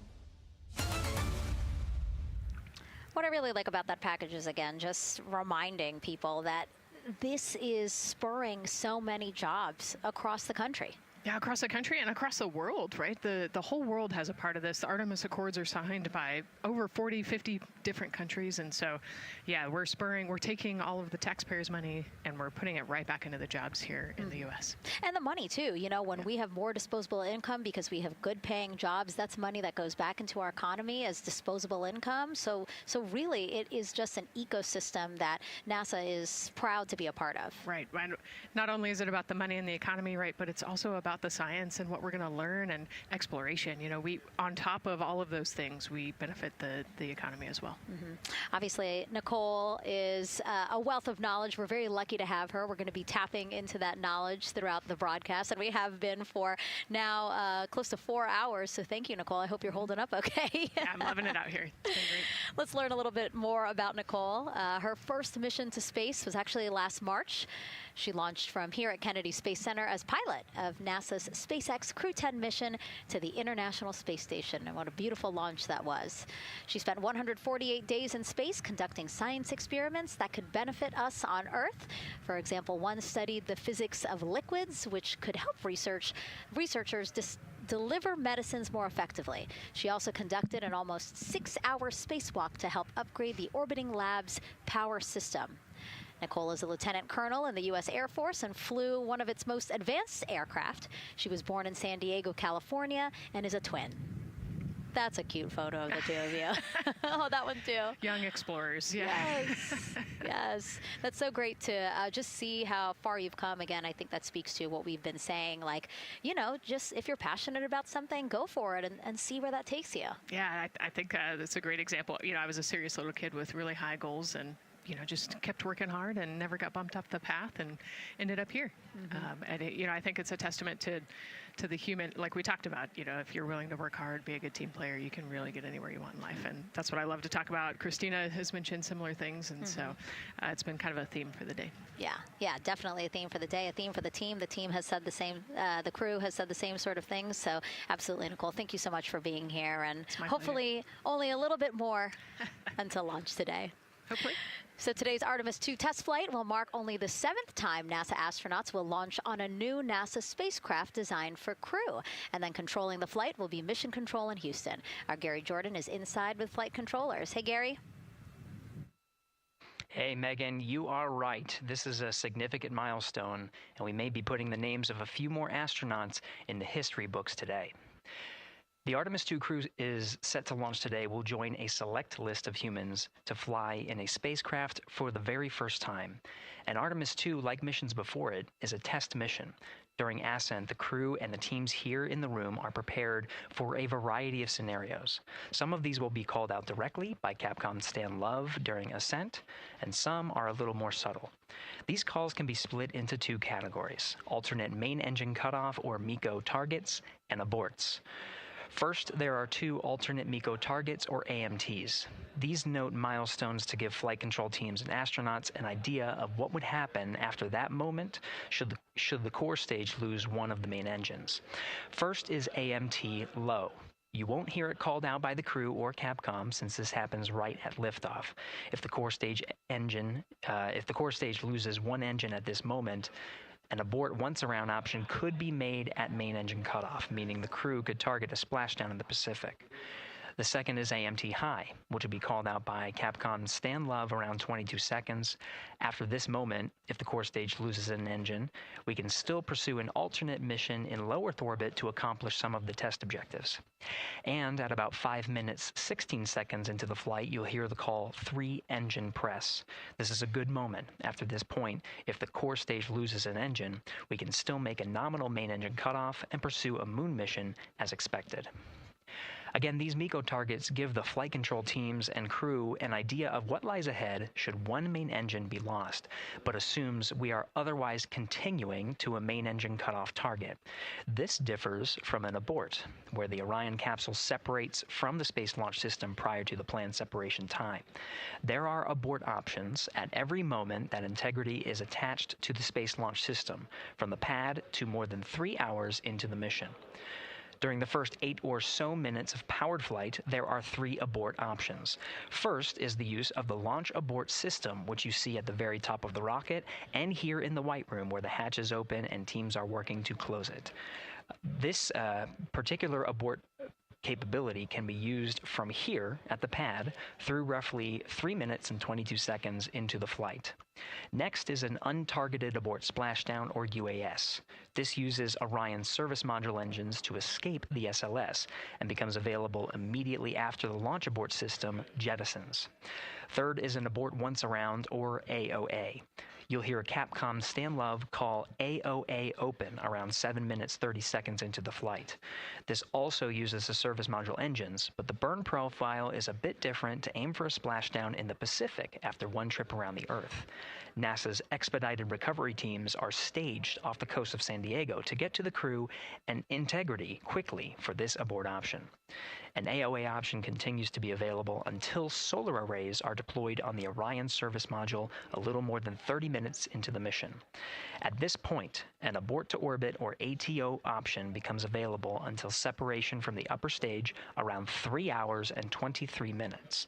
Mission profiles can vary depending on when an ATO is executed in that window, but with power being drawn from solar arrays, it buys more time for astronauts and flight control teams to make decisions and stay in Earth orbit, return for a splashdown, or continue to the moon.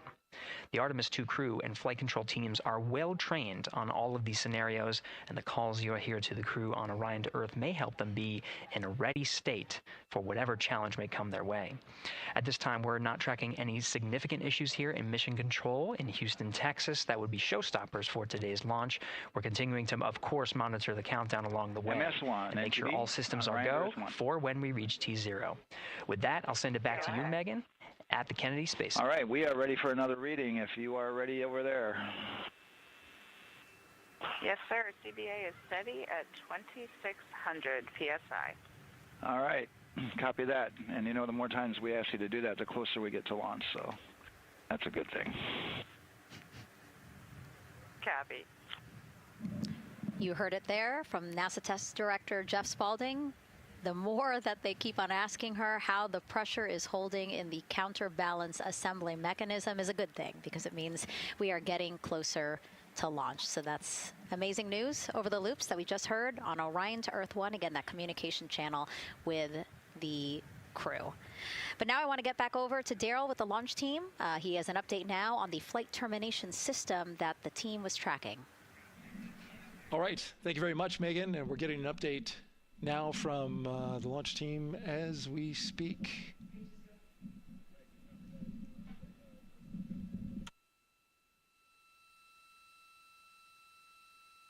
All right, stand by 1 second.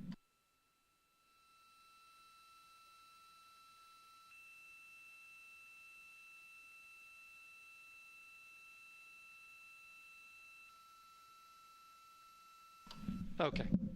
Sorry about that. We're just getting an update, in fact, about what I was about to report out on the range. And the good news is the range is go.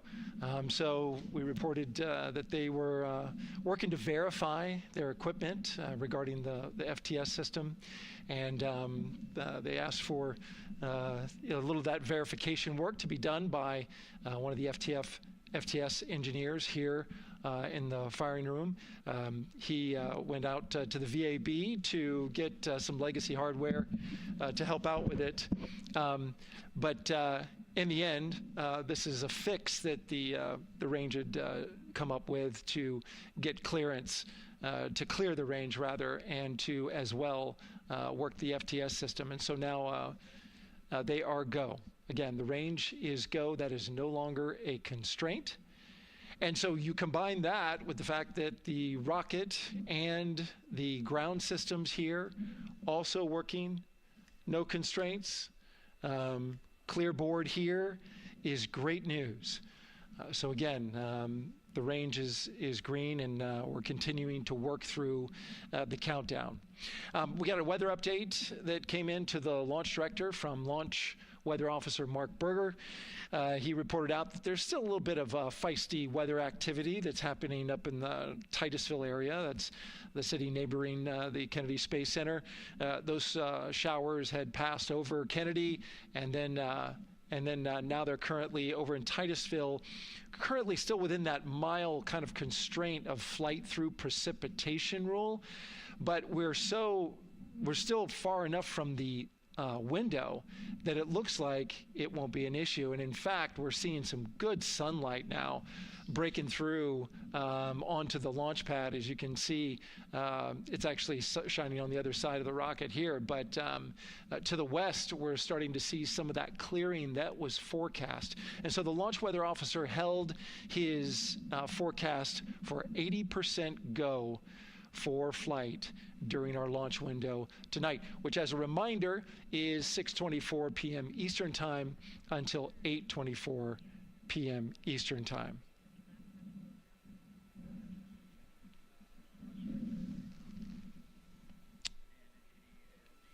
And we're also hearing that the last hatch closure, as you can see in the bottom corner of your screen, they're starting to work on that. That's the launch abort system hatch. There are two hatches, the crew hatch and the launch abort system hatch, and the closeout crew that you see right there, right on time with their work as they go to shut. And you can see it in motion right now, that launch abort system hatch. That's the latest from the firing room. We'll send it back to the host desk. Thank you so much, Daryl. Great news all around. And yes, we did just see them close the last hatch. And now we are looking at a live view of Banana Creek. Lots of people there, I'm sure, relieved to hear that that issue with the flight termination system has been resolved. And we are go for launch. Go for launch from the range, go for weather, and go from all of them, I would imagine. Yes, it's got to be exciting. The crowd is building.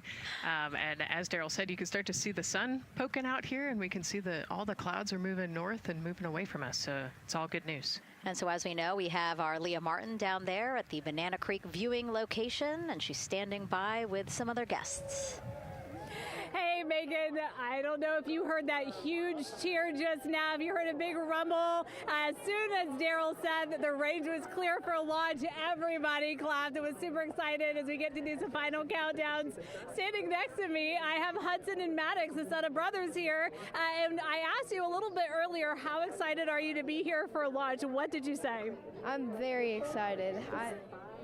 It's our mom's birthday, and, you know, not a better way to celebrate right now. I asked you on a scale of 1 to 10, how excited are you? Would you say? 11.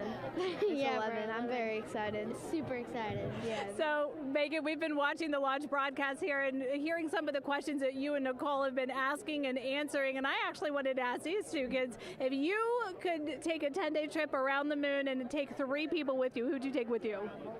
Well, I'd take my dad and my mom. And I mean, I don't know, probably My best friend. I would just say one of my friends, you know. Oh, one of your friends. So brother got left out. Who would you take? That was just what I was thinking. My dad and my mom and my best friend. That's a pretty good answer. Your brother can get his own trip to space, right? Yeah. So I'm actually joined here also by Dad. Now, you were sharing with me that a lot of the work that you've been doing over the last several months has been prepping the launch teams, our engineering teams, our ground systems teams, to get ready for launch, to be mindful and to be in this moment. How does it feel to be standing here knowing that the people you've worked so closely with are doing what they're passionate about, or doing what they were born to do, moments away from launching this rocket? I mean, this is an exceptionally happy moment for us and all of us and the people that are, about to take off on this historic trip here. And I'm grateful to know that we've helped in some way, shape, or form to help them stay steady and calm, in such an exciting time within the agency. And so to just be here and witness it and know that, they've got some tools to help them stay calm and steady is everything to us. So. Fantastic. Well, Megan, we are standing by ready to go, and we're ready to cheer this team on. Thanks so much, guys. And yes, Leo, we did hear that cheer. That was very exciting. I think the vibe over there is they're celebrating, they're having fun. And here, once they heard that we're go for launch, everybody had to run back to the camera and work. It's a little bit of a different vibe, but I definitely think that people are excited, especially as we see now live inside of the White Room at the launch pad. The closeout crew has closed the launch abort system hatch. You saw there, we took it live. Took a lot of them, I think all of them, except for one. I think it took all 3 or 4 of them to push that hatch door close. And then they felt around the perimeter of the door to make sure that everything was sitting just right. Right, yeah, we talked about how heavy the crew module hatch is. This hatch is just as heavy probably. And so, they're working the closure here. And working those connections, and you can see, yeah, there's still 3, 4, 5 people that we can see in the White Room. It takes a lot of people to get this these hatches closed and this rocket ready to launch. Mm-hmm. And so the next step in the countdown is that this team will start closing out the White Room. So basically disconnecting things, stowing things, making sure that when they leave, there is nothing that isn't supposed to be there. And really, then at that point, it's just all 4 of the crew member, Victor, Reed, Christina, and Jeremy by themselves at the top of the launch pad. Yeah, and then eventually that crew access arm will move away, and then it'll really just be them up on top of that rocket. Mm-hmm. Yeah, your eyes lit up when I said that. That's exciting. It is. It is. Yeah, we had a moment, we talked a little bit about my fear of heights, but most of our crew is afraid of heights. And so there was a moment where I realized that it was just us, 100 and some odd feet up and no crew access arm, and may or may not have said something that made everybody go, huh. Were you wondering to yourself, how did I get here? We're pretty far up. That crew again bringing that drag-on camera. That camera is a handheld camera that is a live look for teams who are remotely watching these operations closely. Again, verifying that things are as they should be before the crew starts, the closeout crew starts leaving the White Room. You see them checking their procedures. You can see they're covering the ends of those hoses. That's to protect those hoses from FOD, so we don't want any dirt or anything to get into those while we transport them and stow them. So you can see Andre there working to close out the hoses as well while they're cleaning up the White Room. And so they'll tape that close. You just saw number 5 holding some tools. Again, we'll stow those away. You have to account for everything. Obviously, they did have tools out. They did have procedures, paper, notes out. Like all of that has to go. Yes, and you can even see on number 3's hat, he's got a string that's connected to his suit there. Mm-hmm. That's, again, just to make sure that we don't lose anything. If, a gust of wind or you get knocked or something, you don't want to lose a single thing in the White Room. So everything is tethered, everything is accounted for, and everything is protected. The crew now, another live view of them inside Orion. Jeremy, Christina, and Reed and Victor on the right side of your screen. What do you think they're thinking right now, Nicole? Oh man, just over an hour to launch. There's probably a little bit of a lull right now, monitoring some systems, but you can see Reed's got his feet crossed. So I think just trying to relax and, pass the time by maybe thinking through the items that they're going to monitor through the launch, the different jobs that each of them have throughout the launch. And once they get to orbit, this first day on orbit is actually really busy for them. They've got, 2 burns that they have to monitor. They've got to get the system set up, and they've got to get the cabin set up. So there's a lot going on in the next 24 hours for this crew. I think they've got a couple sections where they get to take a nap, but I don't think they get a full night's rest for quite some time. So, going through what's next. And so as we say that, I mean, imagine what it would be like to live in a spacecraft for 10 days. Let's take a look at what life will be like in Orion. Artemis II is our first crewed mission back to the moon since the Apollo program. A lot of the focus of Artemis II is really checking out systems to be sure that we're ready and well positioned for continued human exploration. My name is Susan Baggerman, and I'm the Chief Health and Performance Officer for the Orion program and the Artemis II mission. And this is 10 Days in Orion.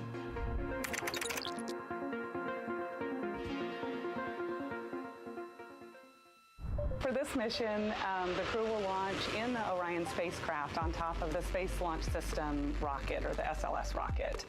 Once they've launched and achieved orbit, they'll continue on checking out many of the different critical Orion systems, check out some of the critical medical systems, and be sure that we understand how the crew would do that successfully within the volume of Orion. We also have, of course, systems to feed the crew. They have a potable water dispenser that they'll check out. And then we also have a food warmer, kind of looks like a suitcase that the crew can use to heat their food. They're also going to check out the flywheel system. We'll have the crew perform some initial exercises. Part of that is to ensure that the flywheel is actually working, but part of it is actually to be sure that our environmental control systems are actually working. For sleeping, the crew will sleep in sleeping bags. Some crew members like to be very tightly bound up, and some like to float very free. They'll use the toilet for the first time and be sure that it's able to flush. While they're on their journey, they'll do some testing that they quickly don their suit just to be sure that we would be ready in the future for an emergency. They'll also check out our radiation shelter. If we were to have a solar particle event, we would be asking them to take stowage out of the stowage bay and put it in some specific locations on the vehicle, basically for it to serve as shielding.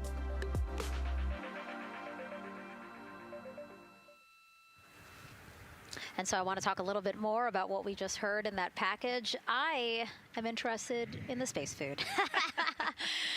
So Reed, Victor, Christina, and Jeremy have a pretty big menu to choose from, so that's really cool. We're actually going to pull up a graphic now that kind of shows you some of the food that they're going to have with them on their 10-day journey around the moon.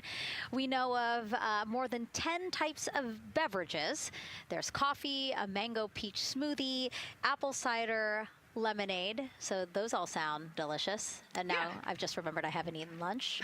They're actually not too bad. I actually have a mango peach smoothie with me today. No way. Yeah. So you can see they come in these little packets here, but it's just kind of a dried powder that you add water to. So this would actually, you'd add 175 milliliters of water and let it sit for 2 to 5 minutes, and then you can stick a straw in it. You saw in that package they put a straw on the top septum portion there, and then you can drink it. And so this is the packaging. This is food that you brought up with you, or that you had while you were at the ISS. Yes. Yeah. Actually, this is all food that we have available to us on the standard, what we call the standard menu on the space station. And so, actually, the graphic there showed quite a bit of the standard menu that they're going to take with them. So, let's pull space it back food up, is space actually. food. Yeah, we can use the food that we have been using. You know, our food lab at Johnson Space Center actually creates that food, and then they stabilize it and they package it for us and everything. So they do a really wonderful job out there. We've got different types of food. You know, you can see I've got this is a soup, tomato basil soup, so thermal stabilized. It's already hydrated, so you just throw it in that food warmer that we talked about, and then you can eat it. But then we also I have some shrimp cocktail here that's, you know, irradiated, so it's in a package that protects it. I'll show you. I've got a brownie too. That's probably my favorite one. But are we eating it's it? We might, if you're. Yes. Look, So- see, they want us to eat. I don't know what happened, but it worked out Yeah. with what we were saying here. So it's in an outer package to help protect it against radiation, and then it's in this inner package. And so this cosmic brownie, actually the trick, Anne McLean, my crewmate, taught me, the trick is you got to put this in the food warmer and get it nice and warm, Ooh. and then you can get it. But so what we do is we just take scissors and you open it up, and then it comes right out. So these brownies are nice because they don't have a ton of crumbs, and so you can actually just eat it pretty easily in space. If you imagine, that would not happen in space. It would not fall. But yeah, so we've got all sorts of things that you can actually eat. The menu's pretty good and pretty diverse on the space station, and then as you saw, pretty diverse for Orion. Nice. Yeah, that's amazing. And again, here's a look at the crowd that's starting to continue to grow here as we get closer and closer to launch. We are now under an hour from the opening of our 2-hour launch window at 6:24 p.m. Eastern Time. And so let's take some questions from social media. We haven't taken some of those for a while. You put that brownie away, Nicole, or I'm going to steal it. Nicole, we have another celebrity who submitted a question. Let's take a look. Okay.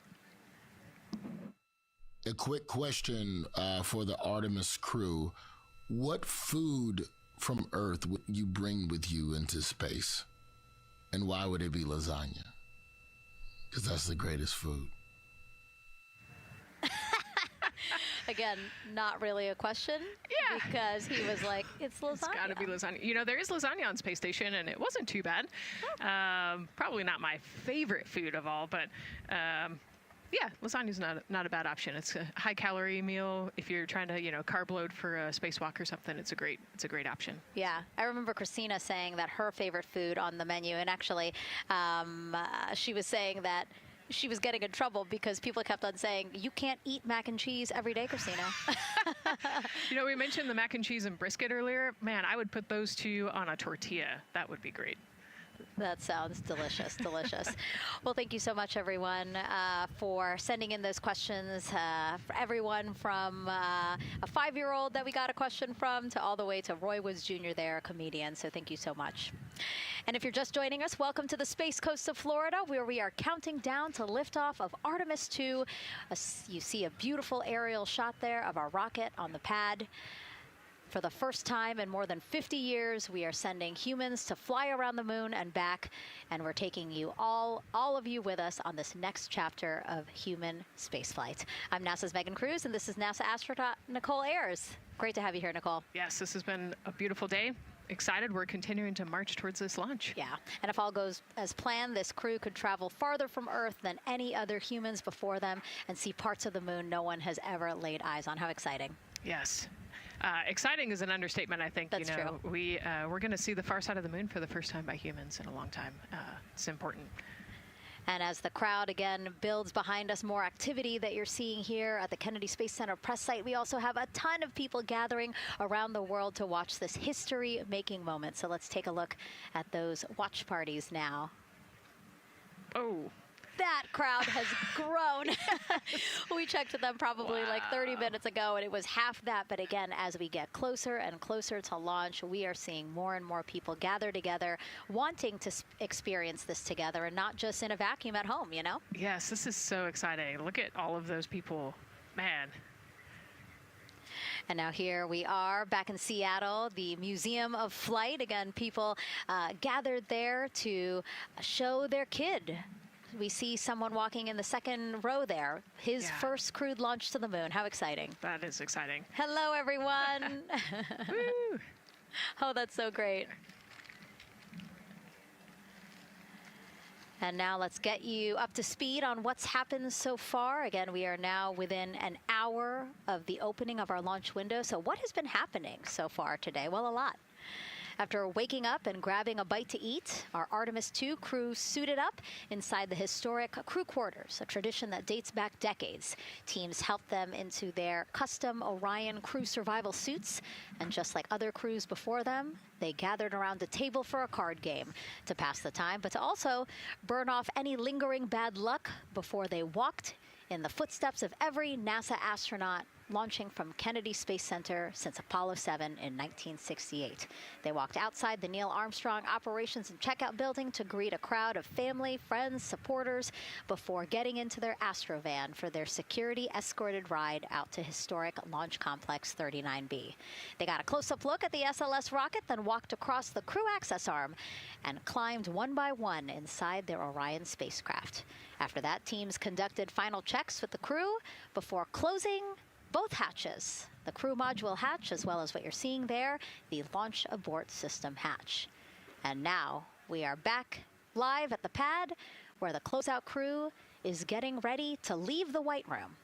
They are now tethered, Nicole, because they are about to move some pieces that connect the Orion spacecraft to the White Room, correct? Yes, there's kind of what I would call a shroud. You can see them working that there. So it is actually connected, so that way the gap between the crew access arm and the crew module, and well, I guess that's the LAS there, is covered.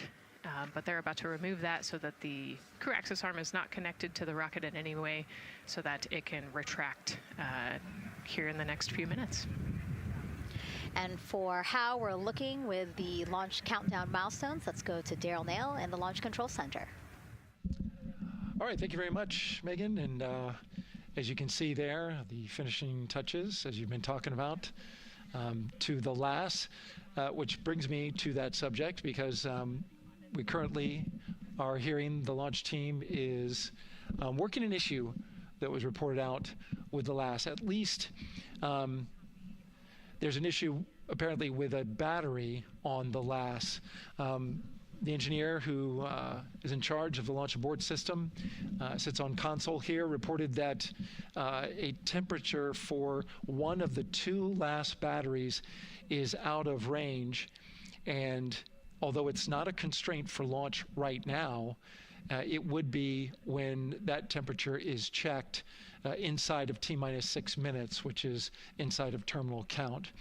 So right now, the team is working some troubleshooting on this issue. Going to follow, of course, along closely with what they learn. But again, a battery temp for one of the two batteries on the LAS is out of spec, and the team is working to understand, first of all, whether or not this may be a sensor issue, or is there an issue with the battery itself. So again, looking into it, troubleshooting and researching as we speak. With regards to the weather, we did get some good news there. Launch Weather Officer Mark Berger reporting to the launch director that the weather chances have now improved for the window. We are up to 90% go, which is great news. Again, 90% go. That is up from the 80% that we started when we had the first weather forecast come out officially 3 days ago. And so that is great. And for anybody who's here in the launch area knows that is certainly viewable. They can see that by just looking up. So we're getting some good clearing as forecast. And then just a reminder for those people who are watching the launch from the nearby area that if you're watching on an internet-enabled device, just remember that there may be a little bit of a delay. Can't tell you how much of a delay, but since it's on an internet device, sometimes this broadcast might be a little behind what you're actually seeing. So just keep that in mind as you are watching. Don't wait till the last second to run outside if you're inside your RV or your camper or your house. That's the latest here from the firing room. Of course, we'll keep track of that last battery issue. We'll send it back now to Megan and Nicole at the host desk.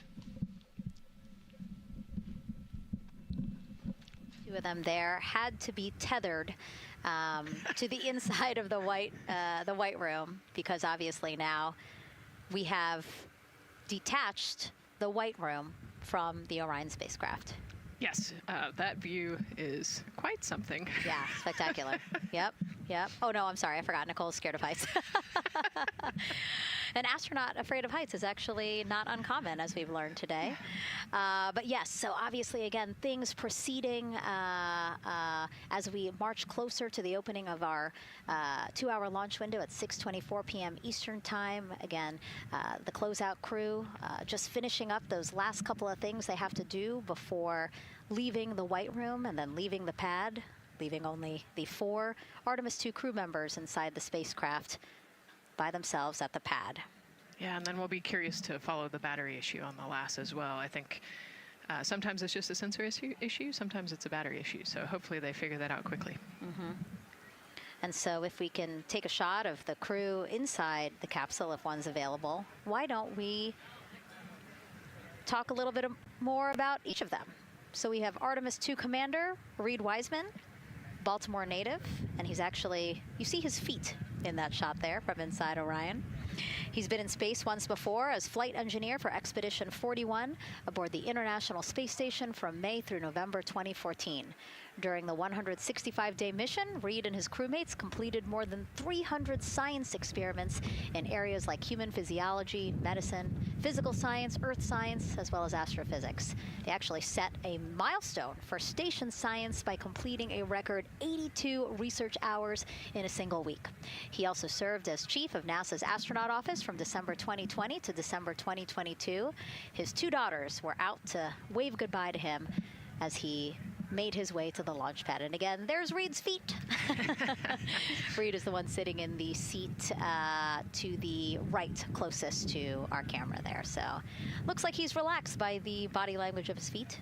Yeah, you know, I think they're kind of in a holding pattern, if you will, or a waiting period. So it makes sense that he's a little bit relaxed. He's also kind of just a relaxed person in general. He's wicked smart, but has a demeanor that keeps everybody calm. And so I think we're seeing that here today.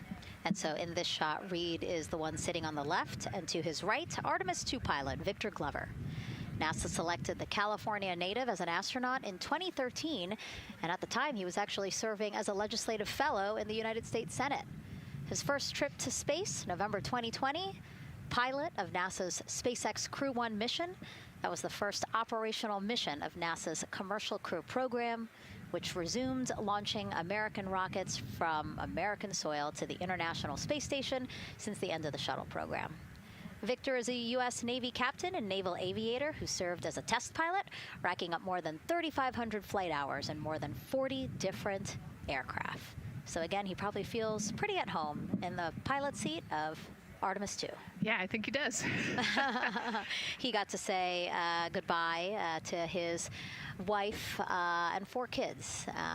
Again, those were the family that he had here at Kennedy Space Center before the 4 of them drove out to the pad. Yeah, and you can see there, we talked about Victor's energy earlier, and you can see him working through, you know, pushing some buttons on the displays. Looked like he was pulling up a procedure, so he's following along and ready to go, looks like.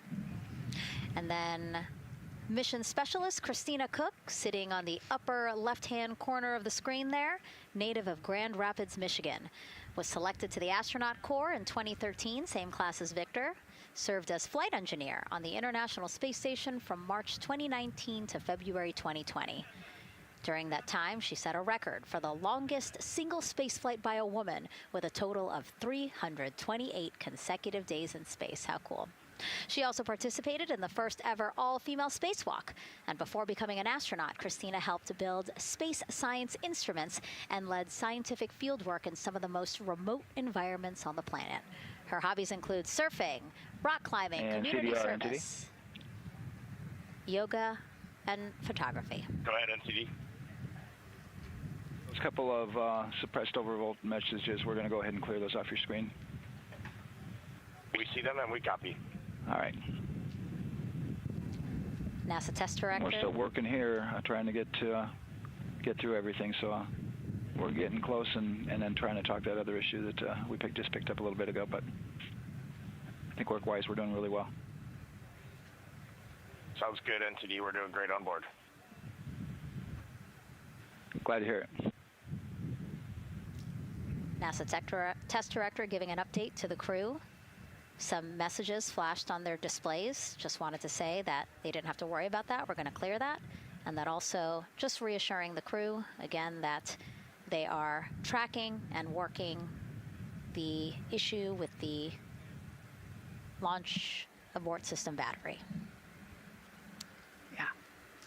All right. And then first-time flyer, Canadian Space Agency astronaut Jeremy Hansen will fly to the moon as mission specialist on the Artemis II mission. The London, Ontario native selected as an astronaut in 2009. After that, he worked as Capcom at NASA's Mission Control Center in Houston. Capcom stands for Capsule Communicator and is the sole direct voice communicating with astronauts while in space. Jeremy also participated in training exercises, really cool ones like living on the ocean floor off the coast of Florida to simulate deep space exploration for a week. In 2017, he became the first Canadian to lead a NASA astronaut class. He also enjoys getting out on a sailboat, rock climbing, and mountain biking. He has a wife and 3 children. And he's the one that you see bottom left-hand corner of your screen. I know, I'm trying to see what he's doing there.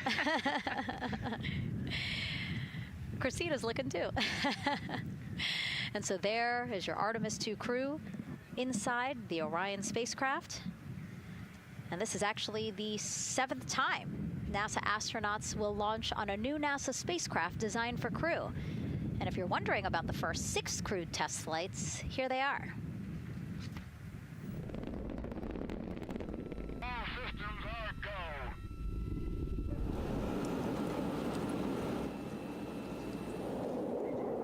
Gemini 3, Gus Grissom, John Young, March 23, 1965.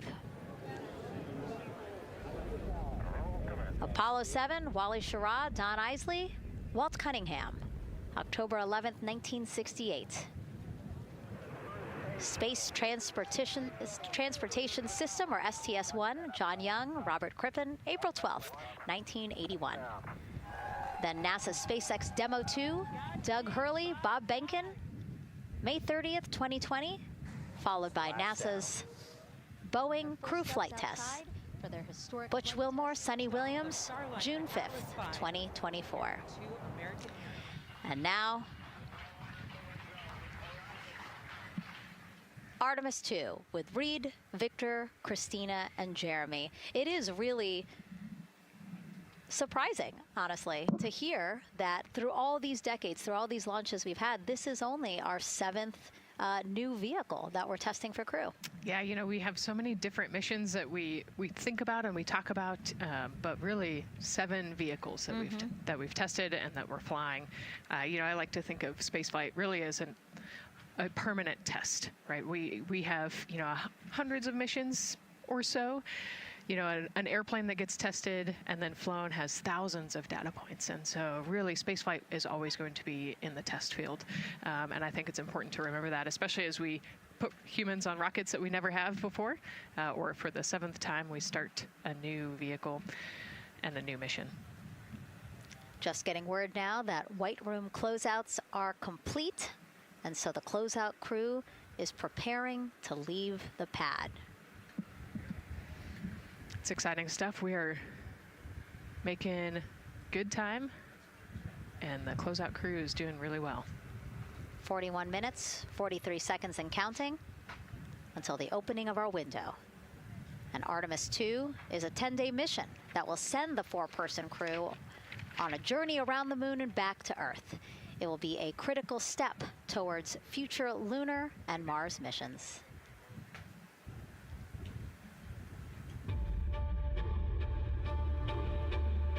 We're going back to the moon because it's the next step in our journey to Mars.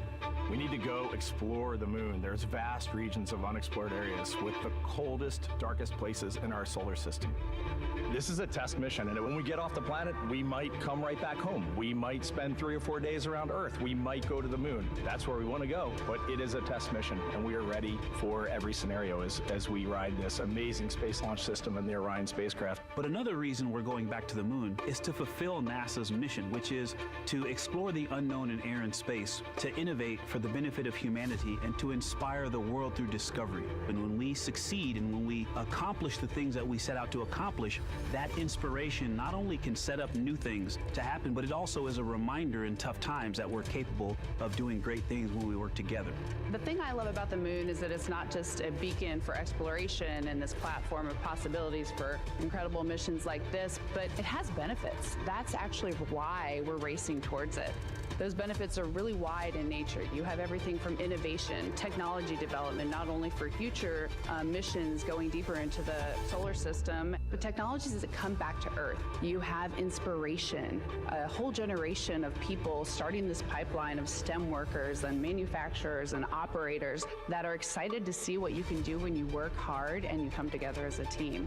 When I think about the four of us flying around the far side of the moon, seeing that Earth rise, taking images and video and sending them back to you, the feeling that I have inside is hope. We know that Artemis II is not the solution for humanity on planet Earth, but it is a contribution in the positive column. We hope that just for a moment that people will pause and say, wow, it's extraordinary when you look back upon the Earth with over 8 billion people, and you see this concrete example of what humanity can do, this extraordinary thing when we set big goals and CDR NTD to achieve them.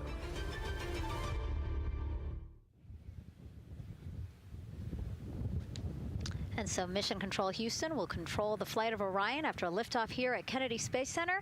Here's Gary Jordan, who's embedded with that team. Gary, you might have to pause because we did just hear a call out to the commander in Orion. Will do, Megan. I think that was Commander Reed Wiseman responding to prepare for some of the next steps. We are now holding at the T-minus 10-minute hold. Expected a 30-minute hold. So we are well on the countdown. We are well on the timeline to meet this L- time and launch towards the beginning of the window, but continuing to track progress along the way. Again, I'm here with the Artemis II flight control teams in Mission Control Houston. The team in the room behind me has been monitoring the countdown and verifying their own mission-specific launch criteria of the Space Launch System, the Orion spacecraft integrity, and its crew. During the final poll before launch, if all looks good from each of the flight controllers in this room, Flight Director Judd Freeling will report a go for launch from Houston Flight. Upon liftoff, teams here take control of the mission and communicate with the crew while they fly on the Space Launch System. This phase of flight is highly dynamic, and each console position has a dedicated and important role of looking after critical systems. You'll hear calls from Capcom and NASA astronaut Stan Love in this room to the Artemis II crew as milestones are reached during the more than 8 minutes of powered flight on the core stage.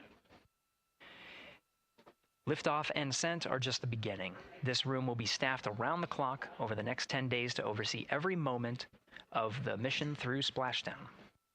Here from the Johnson Space Center, we'll be streaming the mission live 24/7 so anyone can follow the crew's journey, take peeks inside the spacecraft, and share the experience of a lunar flyby with astronauts looking down at the moon's surface. Teams here have been rehearsing tirelessly in simulations to throw every conceivable and inconceivable scenario their way. We are ready and eager to begin the Artemis II mission. Still milestones to come as we continue the countdown, but we'll be right back with you during the ascent phase of today's flight. With that, Megan, I will send it back over to you at the Space Coast. Thanks so much, Gary. Under 37 minutes until the opening of our 2-hour launch window, 6:24 p.m. Eastern. I've never been more excited for a time. But why don't we send it back over to Megan Carter with the Moon Board to learn more about what happens after ascent. Absolutely. I am definitely also getting excited. Things feel like they're starting to pick up a little pace here. A lot is about to happen within the first 10 minutes of launch, but what happens after those first 10 minutes? Let me take you over here to my mission map so we can kind of jump ahead and let me explain a few things. So, our main engine cutoff is going to stand for MECO, and that is essentially where the rocket's job is done, and it is then going to turn the propulsion duties over to our ICPS. That stands for Interim Cryogenic Propulsion Stage. Don't try and say that too many times fast, but the ICPS is going to be right here, and that's our in-space propulsion. About 50 minutes into, after about 50 minutes into launch, it is going to conduct that first burn, and that's going to be the perigee raise maneuver. Essentially what that is going to do is going to raise the spacecraft from a lowest point of Earth just a little bit higher into space, and then they are going to conduct that nice path. It's going to set them on that nice circular path around the Earth. That's when they're going to start to be able to really check out the spacecraft. The Orion spacecraft is going to be able to, like we've talked about, be maneuvered by the crew. They're going to check out those life support systems and communication check blackout's going to be vital at that point as well, obviously. Then they will be conducting that another burn, and that's going to raise them just a little bit higher again. And then they will, it'll be about time for the ICPS to separate, and they will start another lap around the Earth as well. Now, the ICPS, but even after it separates, its job will not be done because they will have the opportunity to conduct something called the Proximity Operations Demonstration.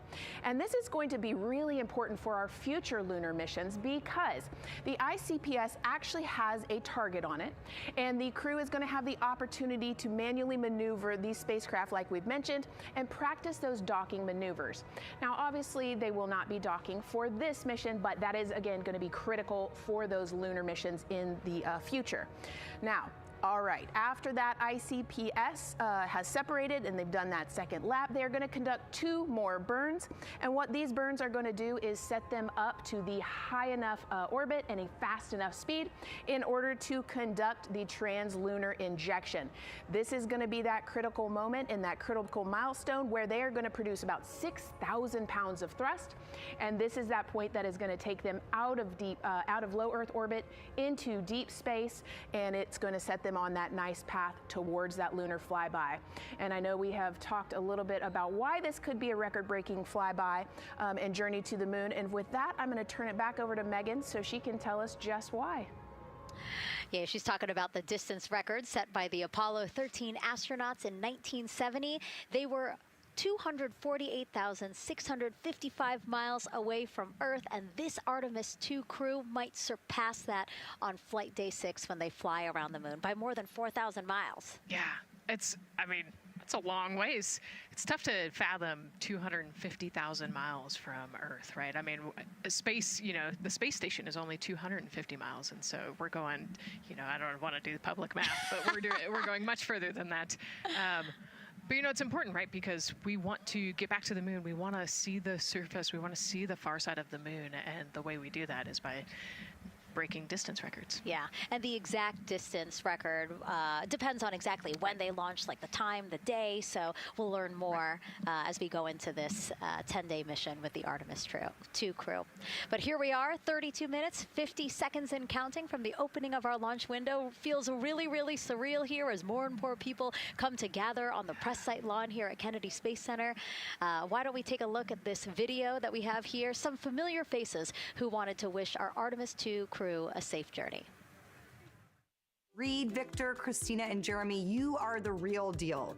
You're flying to the moon for all of us, and we are in awe. You're the true heroes. You are not just astronauts.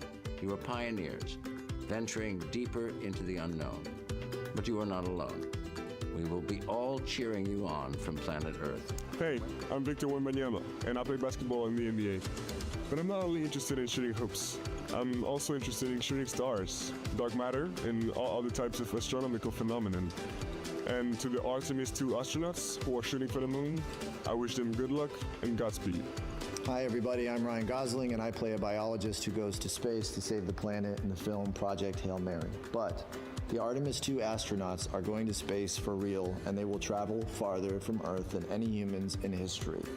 Sending all our best wishes to the Artemis II crew. I just want to say how proud I am of each of you and how inspired you make me. But it's not just about me. Your mission is going to inspire future generations of scientists, engineers, athletes, and dreamers to do something that they never thought possible. Hey, it's Roy Wood Jr., and I want to wish the Artemis II crew a happy and safe journey to the moon, well, around the moon. To go around, I know what you're doing. You got to look for a parking space. This is to go around the moon, make sure somewhere to park, and then you park journey. Good luck. It's actually a really good way to explain what how this mission builds. Again, we are hoping to land astronauts on the surface of the moon in maybe 2 years. So yes, we are looking around the moon on this lunar flyby mission to see where we might park. Thank you, Roy Wood Jr. Okay, and as we look at this live view of the rocket on the pad, there is a spectacular place here at Kennedy Space Center to watch launch from, and that's the Banana Creek viewing area. Why don't we go back there where the crowd is excited, and Leah has the best assignment ever talking to people who are super excited about being here for Artemis II. Oh my gosh, Megan, you talk about the excitement being palpable. I'm telling you, everybody here on Pins and Needles, as we get just about half an hour away from launch, I've been walking around talking to people, and I'm just struck again and again by how many people are here from across the agency. I want to introduce you to just a small portion of the people across NASA who have been supporting this mission. Patty Ortiz, NASA Armstrong Flight Research Center, Orion Program. Orion. Kathy Graves, Glenn Research Center, Office of STEM Engagement. David Alexander, NASA Glenn Research Center, Office of STEM Engagement. Jennifer Becerra, Johnson Space Center, the Office of STEM Engagement. Here we go, right back here. Where are you from? I'm from NASA Glenn Research Center, Joseph Pinakitis. Joseph, here we go. Wes Furman from APL. Maria Arredondo from Headquarters, Next Gen STEM. Mark Robinson, Stennis Space Center, Commercial Space. Amira Flores, Armstrong, Office of the STEM Engagement. Molly Kearns, NASA Glenn, Space Communications and Navigation. Matthew Pierce, Goddard Institute for Space Studies in New York City. Here we go, and right over here. Lauren Ring, Ames Research Center, Data Integration. So we're coming together. We're one big NASA team, one big NASA family, and we have one major message before we launch tonight. Okay, guys, what are we going to say? 1, 2, 3. Go Army!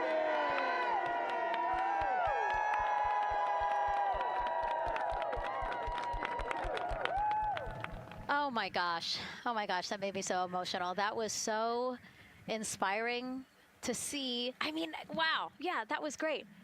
I mean, just to hear everybody say their position, what they're doing to support this mission is amazing. And I'm sure this was something that really rang true and resonated with NASA's Administrator Jared Isaacman, again, to see the workforce come together to do the work and then to be here for launch. So why don't we actually go over to him now with our Jasmine Hopkins at one of our other viewing locations. All right, Megan, thank you so much. The energy here on the balcony is honestly becoming electric as we get so close to launch. And now we are thrilled to welcome NASA Administrator Jared Isaacman.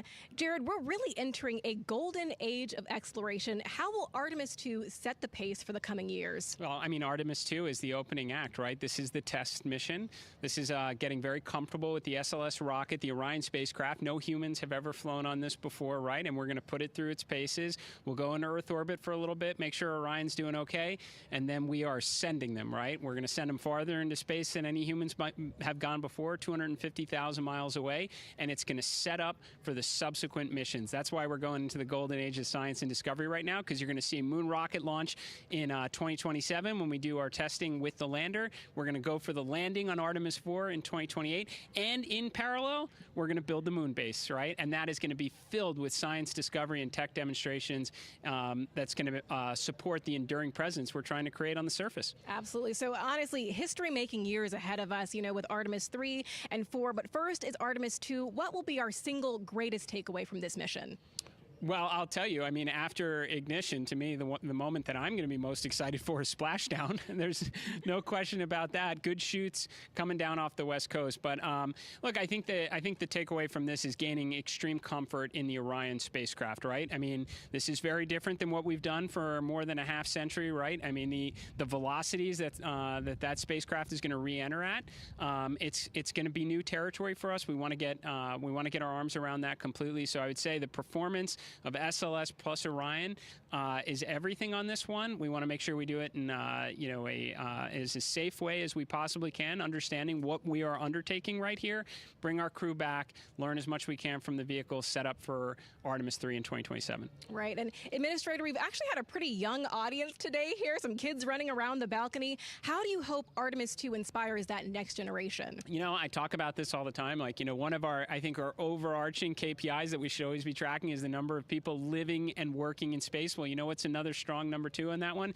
It's the number of kids that are dressing up as astronauts for Halloween, so that they grow up, that they're inspired to want to join in this grand endeavor, whether they come work with us here at NASA or they join in industry, but they're helping humankind venture out farther, pursue all the secrets of the universe. Yeah, I think we'll see a lot of kids dressed as astronauts this year. And finally, Jared, you've really made it a personal mission to get to know the people behind the work at NASA. Do you have any final thoughts, any final words before today's history-making launch. Yeah, well, one, I want to express a lot of appreciation. I'll tell you what, the 4 astronauts on top of Artemis II know this. It takes an army to pull a mission together like this, right? Across all 10 of our centers, all of our commercial partners, the international partners that come together to make this possible. My sincere appreciation for everyone who is currently working the mission right now, so getting them ready for launch, that will be watching over them in mission control, recovering this crew when they splash down off the West Coast. I have complete trust and confidence in your abilities. And everybody else who's not directly working on Artemis II, Artemis III is coming up next year. When this mobile launcher gets back in the VAB, we're going to start stacking. Wow, plenty of excitement ahead of us. Jared Isaacman, thank you so much for being here. Thank you. Thanks for being here. Of course. All right. And with that, let's get back to the countdown with NASA's Megan Cruz. Under 25 minutes and counting from the opening of our 2-hour launch window. And take a look at all these people behind us. I literally, every moment I turn around and I see the clock, I am like, oh, wow. Oh, wow. There are more people and less time. Yes, exactly, which is a great problem to have. Yes. Now, this first crewed test flight of NASA's Artemis program coincides with the 250th anniversary of our country's founders signing the Declaration of Independence. Exploration is a part of America's DNA, and it continues now with our return to the moon. 250 years ago, 13 colonies laid the foundation for the greatest and most enduring democracy in the history of the world. One driven by courage, faith, and freedom. From that moment, we became a nation defined not by where we stood, but by how far we were willing to go. We conquered vast frontiers, invented tools that shaped a modern world. We found light in the dark, and we rose from the earth. Faster, higher, farther. We pushed beyond the sky and into the unknown. We carried our courage into the cosmos, and we planted the American flag on the moon, the defining achievement of American superiority in space. Today, our curiosity stretches farther than ever. American robots search ancient rivers on Mars. New telescopes unfold to glimpse the first stars. And a new generation prepares to return to the moon, this time to stay. For 250 years, America has carried the light of humanity forward. But American exceptionalism isn't inherited, it's earned. Our greatness comes not only from what we've done, but what we're still determined to discover. Because in every era, across every horizon, America is at its best when it's reaching for something greater. America celebrates 250 years, and we are leading the world into the future.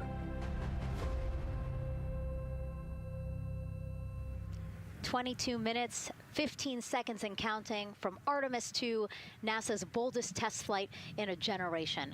The crew has said this often, that they hope it inspires children around the world. And recently, a group of kids here at Kennedy Space Center got a surprise of a lifetime while watching that rocket roll to the launch pad.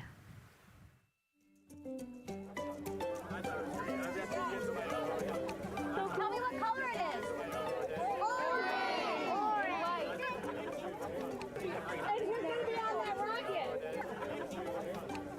We're going to be on that rocket.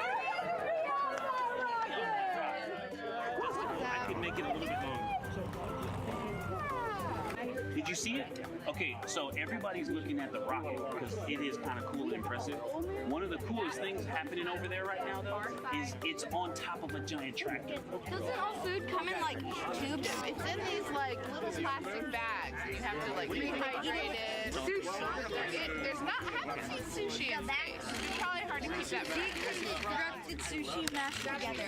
My favorite part was this one little girl, she had a question. She had patiently held her hand for a long time, and Christina turns to her and says, okay, what's your question? She just goes, I forgot. It was like, that's a perfect little kid moment. I just love. Wait, are you my mother's cats too, astronauts? What? Say that again? Never mind. It's a little hard to say. Go Artemis! These two? Yeah. Put it on. Yeah. There you go. I like your dabbing astronaut back there. It's just so fun to see the enthusiasm, the energy, and a little bit of chaos. 3, 2, 1. Wasn't that so cute? I love kids and their excitement and, even just being real. Like, I don't remember what I was know, gonna he ask. goes, but I'm glad you're here. Now here we are, Space Center Houston. The crowd has exponentially grown throughout the day. We started showing you live shots from in there probably an hour ago, and now take a look at all the people there getting ready to witness history together. It's something really special to be able to witness something like this together. Yeah, we've heard from celebrities and officials and kids, and it's amazing. People from all around the world came here today to Florida to watch. So it's something. It's hard to put into words just how much support for this mission we're seeing today. And great news too. Remember, the team was tracking an issue with the launch abort system battery. They appear to have cleared that issue, so we are go for launch. Yes, it's exciting.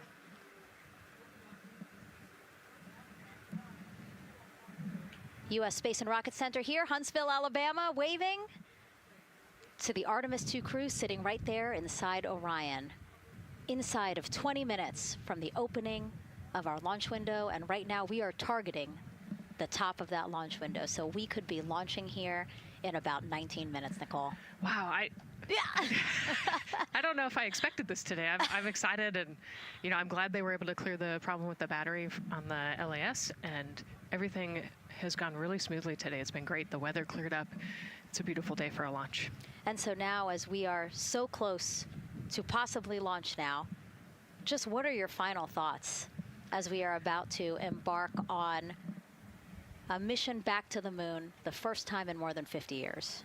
Yeah, just so proud of the crew and all of the teams here on the ground that made this happen. They are carrying the torch from the Apollo era into the Artemis era. And, as the crew likes to say, they want to be the shoulders that the next generation. And let's see, GLS, can you help us with that, please?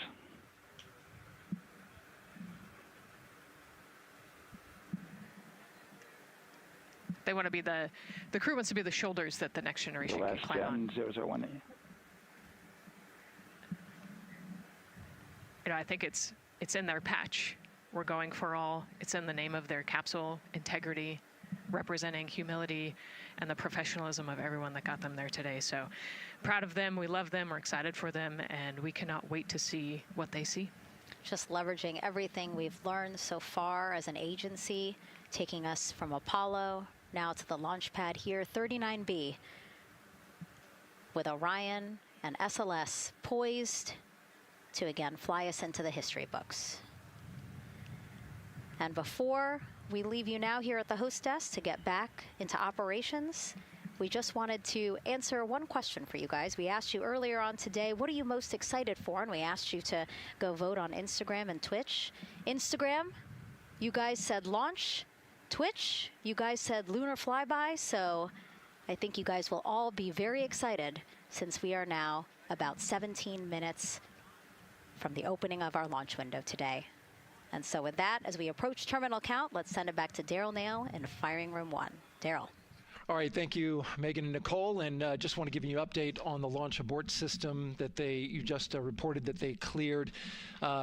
They believe, they're convinced, this is an instrumentation failure.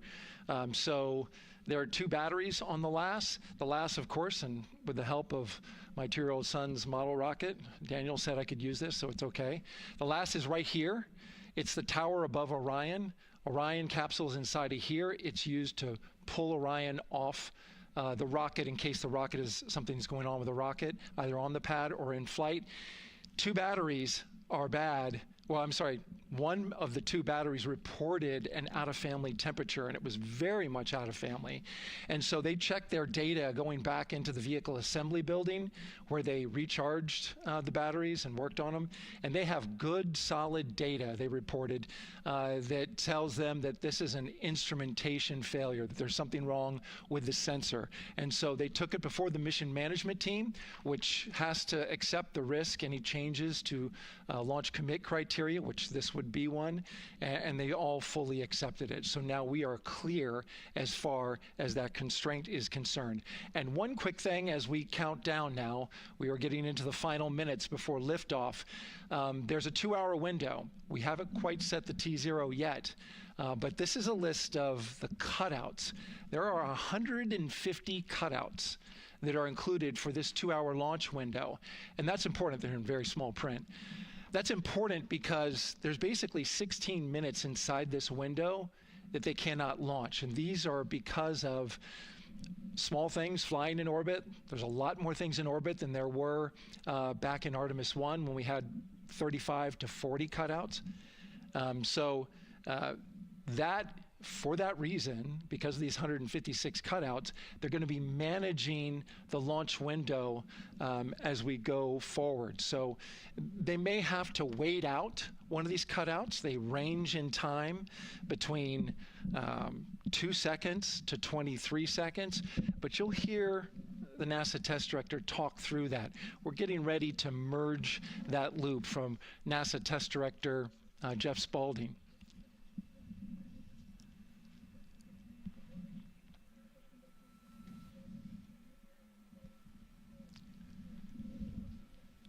And so now I'm listening to the launch team get ready to merge their operational channel.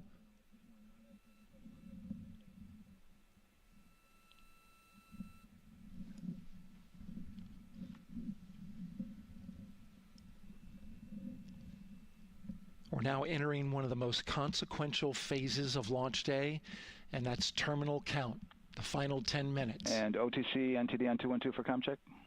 Good, comm. How me? I hear you the same. STC? GTC? GTC is on 212. All right, copy that.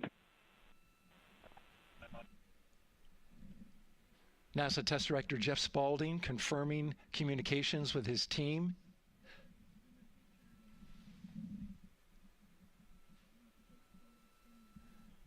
There will be 2 polls that we'll hear.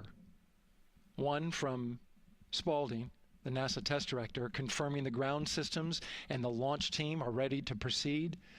At this point, we have a clear board, no constraints, but we need confirmation from each individual on the NASA Test Director team. So we'll hear him poll his team. The other poll that we're waiting for is the poll from Launch Director Charlie Blackwell Thompson, who will take that final status from NASA management before giving the go to come out of a hold. And you're seeing the clock count down at L minus 12 minutes. CCL, OTC, Orion, RS1. CCL. Yes, sir. Reconfigure ARS primary loop ISO valves. Copy, that's in work. And CDR, OTC, Orion, RS1. Go. ARS loop ISO valves are being closed at this time. Integrity copies. NGDLP. Go. Yes, I had a discussion with sea ice and with MER manager regarding the observation the sea ice had a few minutes ago. They were able to confirm with BCI photos that the condition that they observed has been there since 2025. MER manager has had a chance to review the findings, and they do not have any constraints from either a sea ice or MER manager perspective. Okay. Copy all. And Launch Director NTD, you copy? Yes, sir. I copy. That's good news. OTC, CCL 212. OTC. ARS primary loop isolation valve configuration is complete. Copy.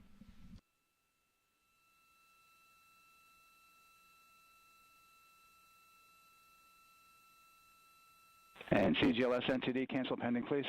GLS copies, and that's complete. All right, and for all personnel, we got a little bit more work to do before we pick up the clock, and we're about a little over a minute from getting to T-minus 10 minutes, but we've canceled the resume time there, and then we'll pick it up after we get through all of our work and anything else that we need to do to get through the remainder of counts. So we'll continue working that to get to our T0 today. So when we get to about 50 seconds from now, we'll extend that hold. CVSE, OTC. CVSE. 400, 290, looking to verify that we are configured for ascent. Yep, give me about 2 more minutes. I'm going to start CMA2 streaming. Copy. NTD COSE hold requested. Copy that. I have an LCC violation of O-CT-004, S-band transponder anomaly. This was a transient LCC violation, so transponder 1 had a demodulated SNR estimate that went down to 2 dBm when it should have been between 10 and 13. It is now back up to 12, but we did lose that for just a moment. It does not appear that we lost our bit sync or carrier lock, which would be indicative that we lost our lock with the vehicle. So at this point, recommendation would still be go. However, we do have a pre-planned contingency procedure if we want to look at that. But again, this was transient, so we're back in a nominal range. All right, let's see, LPE NTD. Yeah, we're not seeing that hit. So I guess the question for COSE, was that less than 3 samples? Was that below our persistence?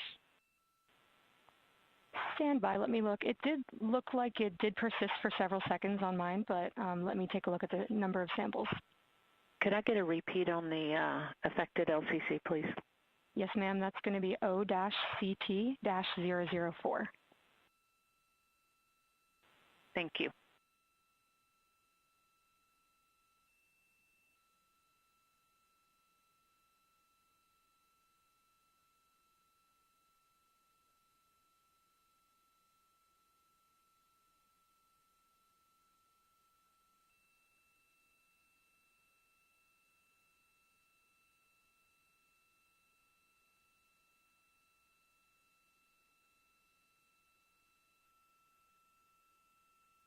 Yeah, us taking a look at the data right here, looks like that was a single sample.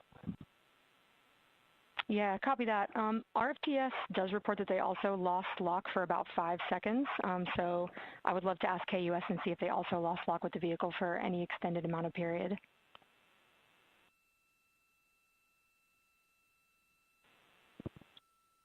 And COSE, while we're doing that, these are 1/10 hertz measurements, correct? So we would have had to lose it for over 10 seconds to get a second sample? Yes, sir, that's correct. It is 1/10 hertz. Yeah, so from our perspective, the allowance is effectively up to 30 seconds, up to 3 samples based on the 1/10 hertz.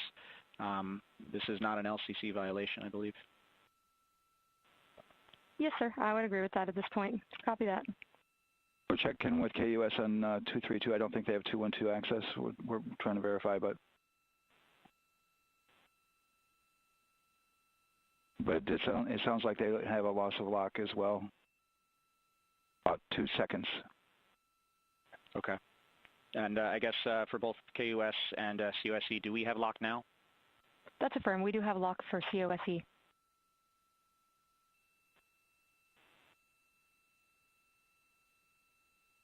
Yeah, so from the integration console perspective, we did have a temporary loss there within the allowable, and per the requirement, let's go. And this is Houston Flight. We have lock and we have good telemetry here in GSE. And KUS is reported to they have good lock now. So with all of that, OSC, then are we in a go configuration per your LCC? Yes, sir. Recommendation would be go. Okay. LP, you concur with that? Yes, sir. LP concurs go. And Launch Director? Yes, sir. Launch Director concurs go. All right, and I'm going to go ahead and just verify everybody has everything else complete, Launch Director, and if we do, we'll be ready to pick up the poll at that time, unless there's something else that you're aware of.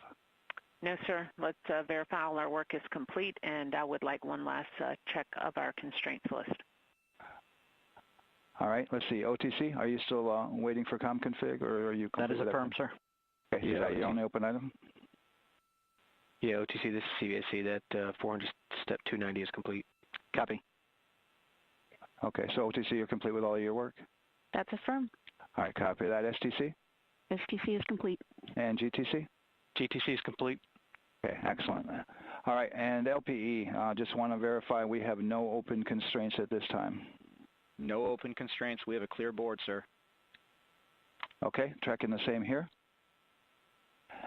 And Launch Director, with that, we are clear and ready to pick up the launch readiness poll with your go. All right, sir. I am go for the poll. All right. And for all personnel, this is the NTD conducting the Artemis II launch readiness check. Verify ready to resume count and go for launch. OTC. OTC is go. STC. STC is go. GTC. C's go. MCO. CO is go. Safety Console. Safety Console is go. LPE. LPE's go. RTD. RTD's go. Houston Flight. Houston Flight is go. ROC. ROC is go. And CDR. Crew is go. Copy that. Thank you, Reed. And Launch Director NTD, our launch team is ready to proceed at this time. All right, NTD, I copy all. At this time, I'll perform my poll. Attention on the net. This is the Launch Director performing the final poll for launch. Verify no constraints and go for launch. EGS, Program Chief Engineer. Artemis Chief Engineers are go. Copy, thank you. EGS, Chief Safety Officer. The Artemis CSOs are go. Copy, thank you. Range Weather. Launch weather is go. Thank you, LWO. And Artemis MMT Chair. MMTs go. Thank you, John. And Integrity Launch Director. Good to hear your voice, Charlie. PLT. Thank you, Charlie. This is Victor. We are going for our families. MS1. This is Christina. We are going for our teammates. MS2. This is Jeremy. We are going for all humanity. All right, Charlie, your Artemis II crew is go for launch. Full send. I copy that. Reed, Victor, Christina, and Jeremy. On this historic mission, you take with you the heart of this Artemis team, the daring spirit of the American people and our partners across the globe, and the hopes and dreams of a new generation. Good luck. Godspeed, Artemis II. Let's go.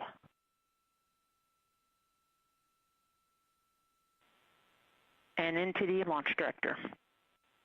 Go ahead, Launch Director. Yes, sir. You have a go to proceed with countdown. Copy that. I'll put it in work. CDR NTD. Go. Trigger your visors and initiate short purge per your EPROC 10.1.1, steps 8 and 9. 10.1.1, 8 and 9 going to work. Copy. CVSE NTD. Start and verify recordings of our Orion cameras. Copy. Okay. Well, there you heard it. RSR NTD. RSR. They're getting ready to start terminal count. SNA arm rotation enable at this time, please. It's currently at T-minus 10 minutes. Once we wrap up this last bit of work, SNA arm rotation enable complete. We're going to start that clock. Copy that. Thank you. Integrity crew, close and lock visors.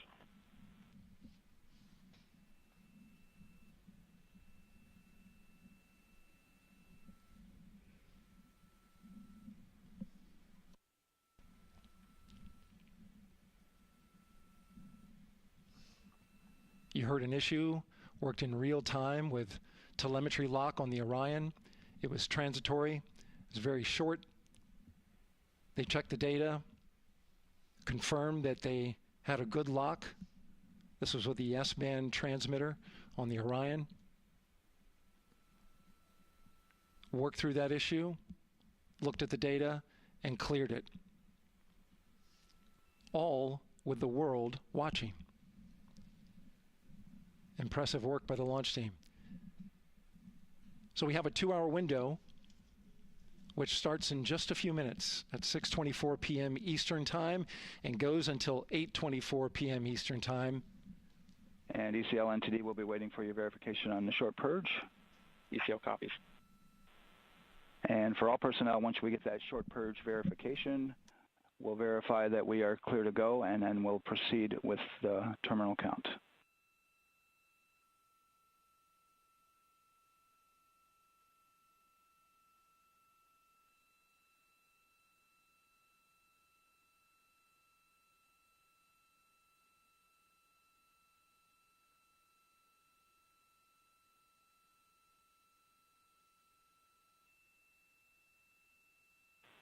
ECL time estimate?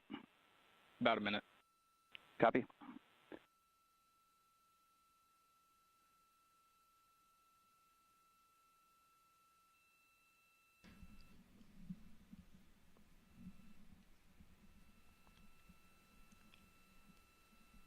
So we're going into the launch window, but not by much, it looks like.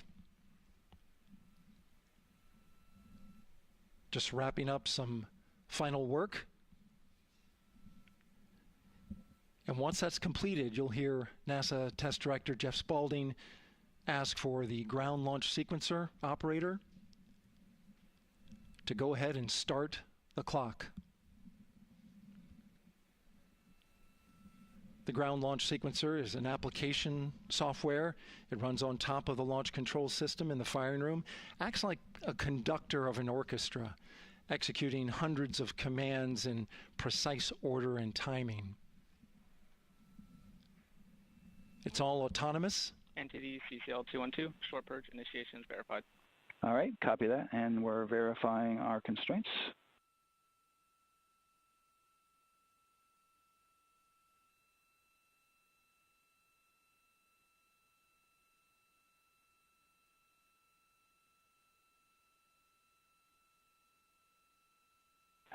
All right, and we're clear from cutouts. And with that, we're going to resume the clock momentarily. And CGLS, you can resume the clock on your mark. GLS copies. 3, 2, 1, mark. GLS mainline has been initiated. T-minus 10 minutes and counting.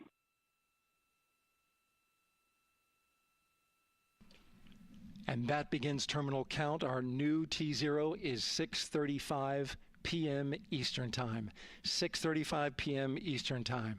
We are now counting down to liftoff of Artemis II.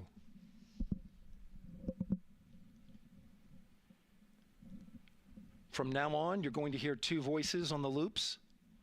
If everything goes nominally, NASA Test Director Jeff Spaulding, who's directly managing the launch team, and Alex Bendelos, the GLS operator who closely monitors the software.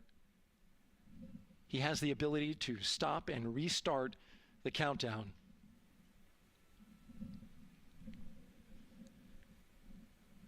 A lot of people ask about whether there's a launch button. There certainly is not. Flight and Rock, our new T0 is 22:35:12.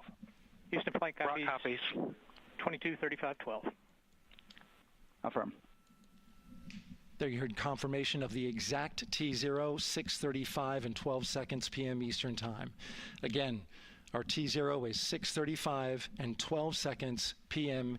Eastern Time. But as I was saying, there's no launch button. This is autonomous. But there is a button that keeps you from launching, and that button allows the GLS operator to pause the countdown outside of terminal count and during terminal count and submit a hold to the next holding point. So the clock won't stop right away. If there's an issue, we'll go to the next stable holding point. This is how GLS configures the rocket and ground systems to a stable point where they can stop the countdown if that's needed. But right now, we are counting down. Our next big milestone, looking to retract the crew access arm. GLS is go for crew access arm retract. And there you see the crew access arm moving away.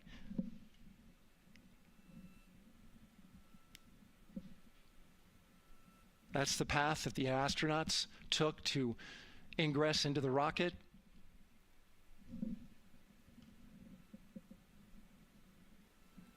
Until this point, that was their way off the pad if they needed to evacuate. But now with that arm retracting, the backup transitions to a launch abort system, and they'll begin arming that shortly.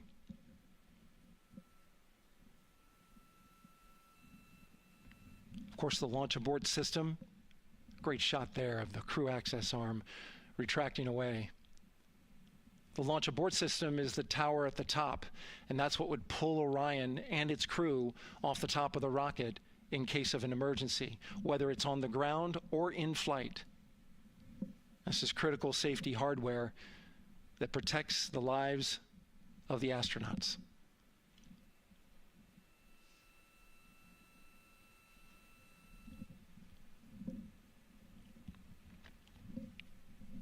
Starting at T-minus 6 minutes, the GLS will start bringing that and other high-energy systems online, starting with core stage pressurization.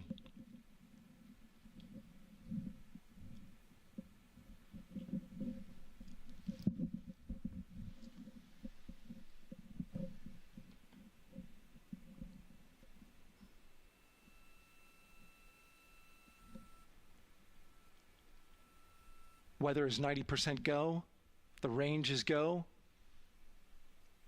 All systems are go.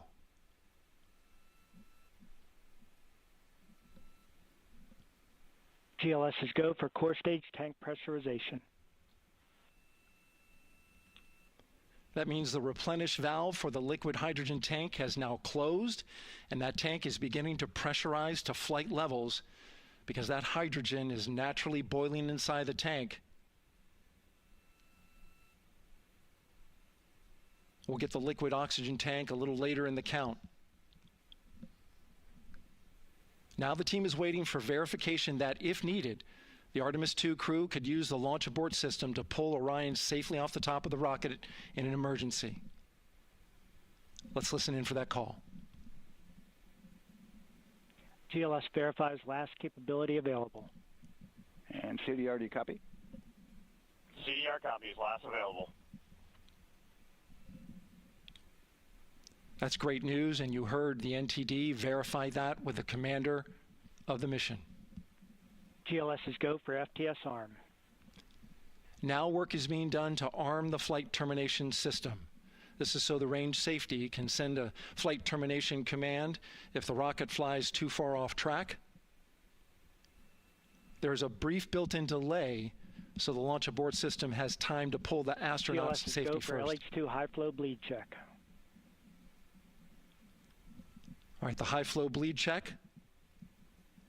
That's so the cryo team gets verification that the RS-25 engines, all 4 of them, are in the proper temperature range for launch.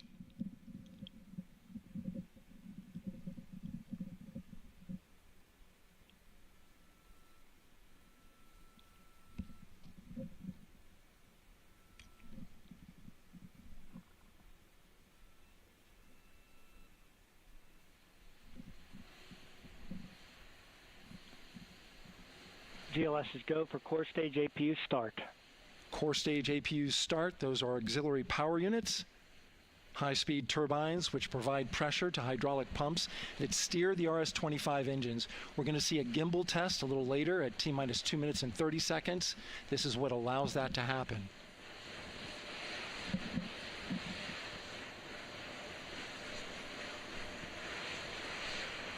Coming up in about 20 seconds, we're listening for go for purge sequence 4. That's a helium purge of the 4 core stage engines downstream of the propellant valve. This gets all the air and moisture out of there.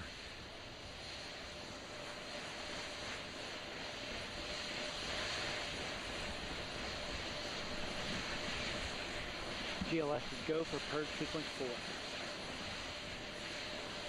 Moving through the milestones. All is looking good.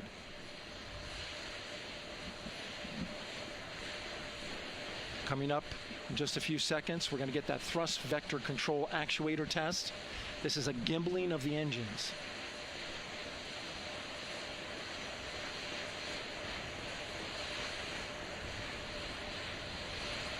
There are the 4 RS-25s, 3 of them Shuttle Heritage, 1 of them built from shuttle parts. And there you see them moving.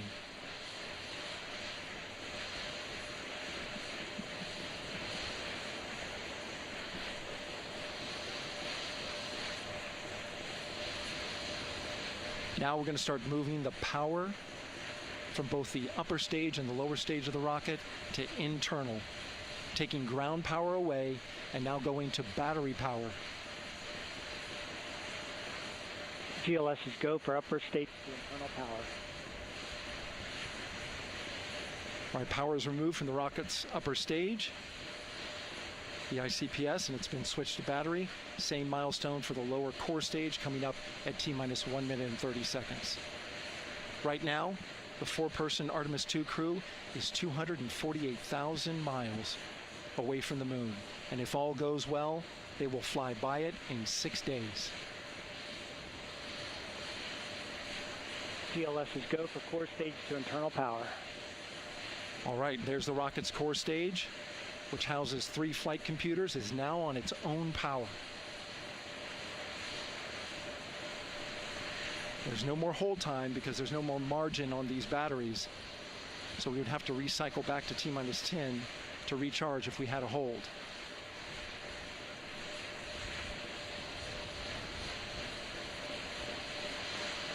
One minute. Right now, the rocket does not know what the T0 is, but coming up at T-minus 33 seconds, control shifts from the ground launch sequencer to the rocket's onboard autonomous launch sequencer, or ALS. The rocket will count itself down, but honor any holds that could come from the ground. Now, shortly after liftoff, Houston will take control of the rocket, and my colleague Gary Jordan will take over commentary. GLS is go for ALS. Great call out. The rocket is on its own. 4 brave explorers ready to ride the most powerful rocket NASA has ever launched. Sound suppression water is flowing. 15. And here we go. 10, 9, 8, 7. RS-25 engines lit. 4, 3, 2, 1. Booster ignition. And liftoff. The crew of Artemis II now bound for the moon. Humanity's next great voyage begins. Good roll pitch. Roger, roll pitch. Houston now controlling the flight of Integrity on the Artemis II mission around the moon. Integrity, AMT high. AMT high. On time, passing 30 seconds into the flights. Integrity passes the alternate beacon. Target milestone. Mission Control Houston seeing good performance on 4 main engines. Space Launch System core stage. Integrity, 3 miles in altitude. Traveling more than 1,200 miles per hour.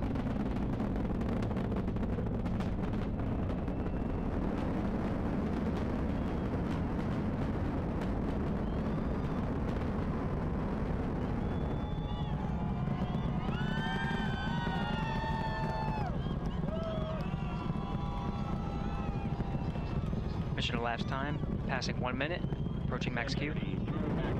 On, Ponce de Leon. Stan, we have you loud and clear on Ponce de Leon. Have you the same? Communication signal transfer confirmed as Integrity and its crew go supersonic. Approaching 90 seconds into the Artemis II mission. Integrity is 14 miles in altitude, 8 miles downrange, traveling more than 2,600 miles per hour.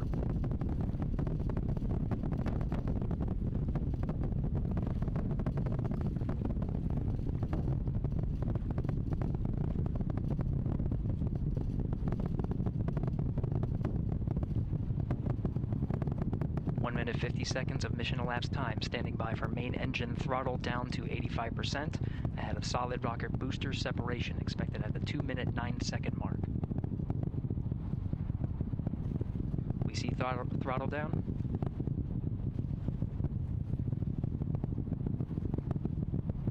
Confirmed separation.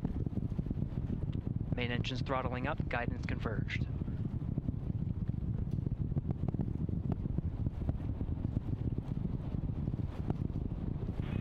Integrity, guidance converged, performance nominal, upper stage RCS ready. Copy all, Stan. Integrity, SM priming complete.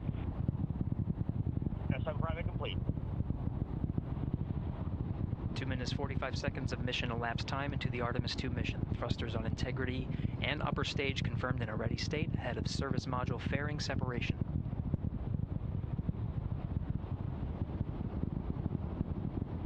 3 minutes into the flight. Integrity, 49 miles in altitude, 78 miles downrange, now passing 5,000 miles per hour.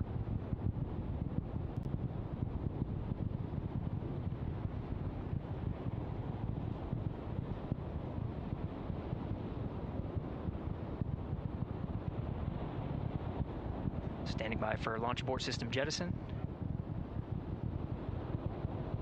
Houston integrity, good last jettison, great view.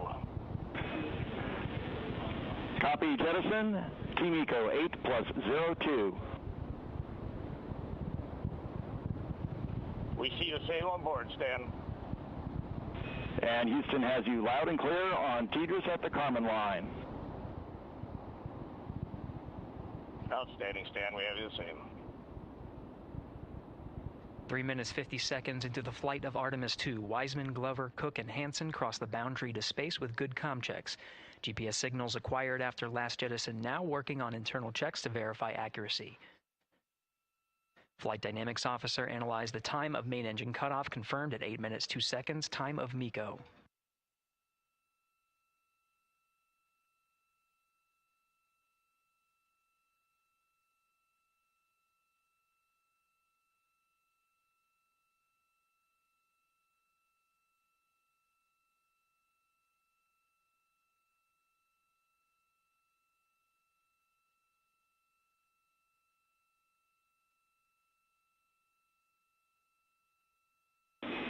Integrity, GPS processing. Outstanding, Stan, we see the same, and we have a beautiful moonrise. We're headed right at it.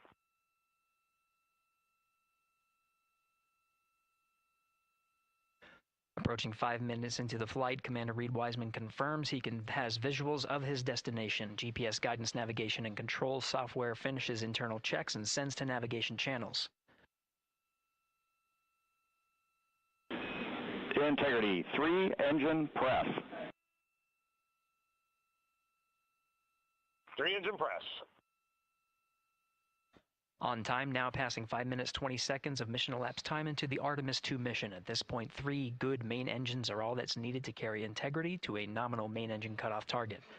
Though at this time, we're seeing 4 good engines here in Mission Control Houston. Integrity, 75 miles in altitude, 330 miles downrange, approaching 10,000 miles per hour.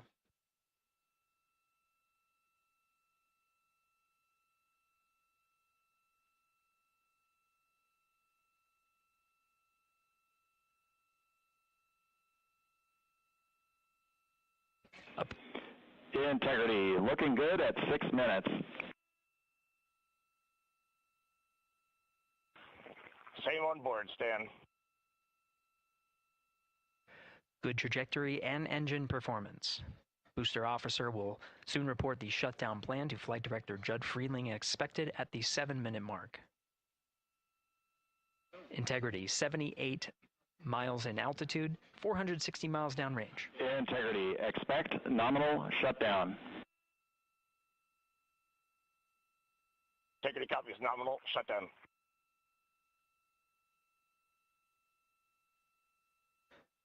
Six minutes 40 seconds of mission elapsed time. Shutdown plan is as expected.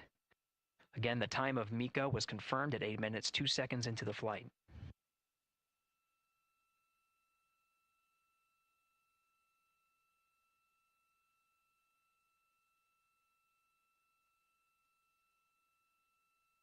Seven minutes of mission elapsed time. Throttling down as we approach the abort once around option. Milestone at the 7-minute 30-second mark. Now 84 miles in altitude, 650 miles downrange, traveling more than 15,000 miles per hour. Integrity, AOA open. AOA open. The window is now open for an abort once around option that would target splashdown in the Pacific Ocean. Still following nominal ascent at this time.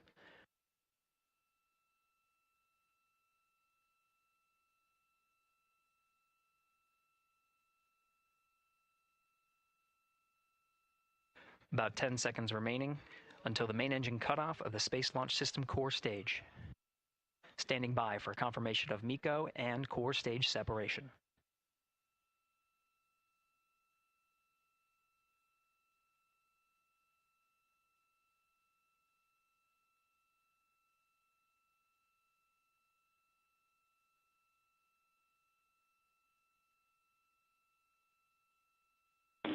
Integrity and nominal MECO, core stage separated.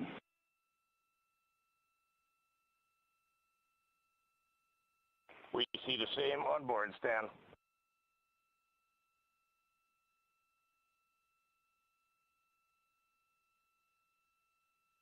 Eight minutes, 40 seconds into the flight, we have a nominal main engine cutoff heading in the right trajectory on the way to swing around the moon. Core stage has separated, done its job. The Space Launch System upper stage, the Inner Rim Cryogenic Propulsion Stage, or ICPS, still attached to the Orion spacecraft.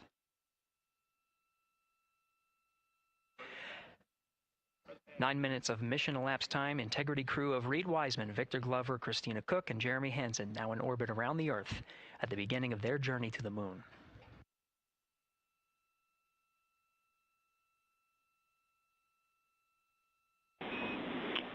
Integrity Houston looking ahead to PRM numbers so far per the pad.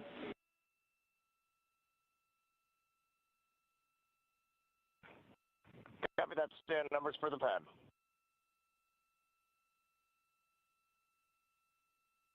Capcom Stan Loves now reminding the crew that the perigee raise maneuver time of ignition is as expected prior to booster ignition. That time being 49 minutes, 50 seconds of mission elapsed time.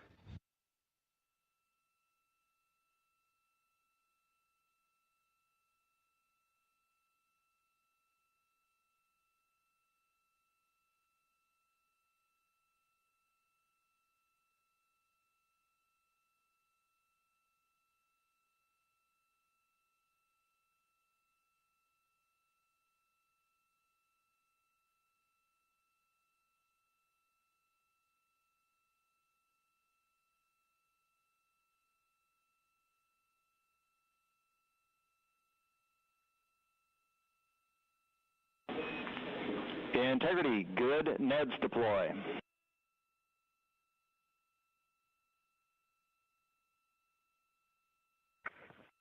Copy that, Stan. Good. NEDs.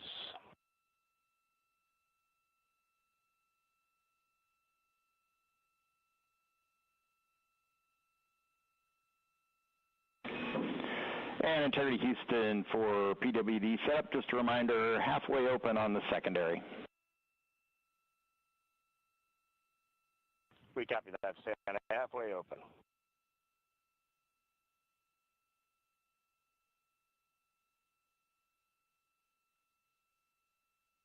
Passing 11 minutes of mission elapsed time. Here, overhearing the conversation between Capcom Stan Love and Commander Reed Wiseman, already passing some milestones. We have a good nozzle extension deployment system. That is confirmed. Complete. We also have the visors are confirmed up, now past the dynamic phase of flight, that is ascent. Their launch and entry suits that provided them an extra layer of protection, now not as needed. They're going to raise those visors. And later in today's mission, they will begin to egress or get out of the suits to begin some of their initial tasks of activating some of the systems aboard in the Integrity spacecraft. It's passing 12 minutes of mission elapsed time. Again, the perigee raise maneuver that's targeted near 50 minutes of mission elapsed time, 49 minutes, 50 seconds. That's what the crew is going to be working towards. The Commander Reed Wiseman, pilot Victor Glover will focus on preparing for that milestone. In the meantime, mission specialist Christina Cook and Jeremy Hansen will start some of the activation of environmental control life support systems. You may hear confirmation of their activation over the Orion to Earth communication network.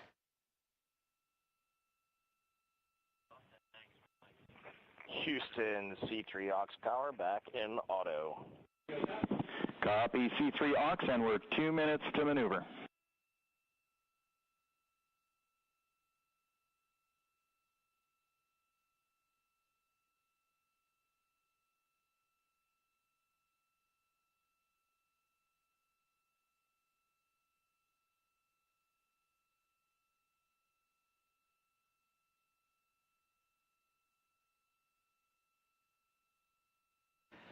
13 minutes and 30 seconds of mission elapsed time. We're going to continue to follow the crew of the Artemis II mission. They are beginning their journey around the moon to verify the systems that will take us to its surface. An incredible ascent. Artemis II is underway. Reed Wiseman, Victor Glover, Christina Cook, and Jeremy Hansen begin their journey to the moon. Still milestones to come up as we await solar array deploy and the critical burns that will get Integrity into high Earth orbit around the Earth before engines are fired to get us around the moon. We'll keep tabs on Integrity and its crew from here in Mission Control Houston. But for now, we're going to send it back to you, Megan and Nicole at the Kennedy Space Center. Very jealous to hear how the launch experience was over on the Space Coast. Yeah, Gary, if people are just joining us, welcome back to the Space Coast, where we just saw Artemis II lift off 14 minutes ago. And wow, what an amazing launch, and an emotional one, too. As soon as the rocket lifted off, Nicole, you had tears in your eyes, I had tears in my eyes, and we had all these people around us cheering. It was amazing. Yeah, the energy was wonderful. I mean, it was a beautiful launch. You know, we've got 4 friends and family members headed to the moon. It's pretty amazing. Yeah. How does that make you feel as someone who, you know, is an astronaut as well, but also, as you said, friends? Yeah, so proud of them. You know, man, we don't have the words in the English language to describe this kind of an event, and pride, love, so many emotions. You know, they are truly breaking some barriers, and hopefully, you know, as Gary just said, they've got a long day ahead of them, so wishing them well on everything. But so far, what a beautiful launch to watch. Yeah, to be returning to the lunar orbit in more than 50 years.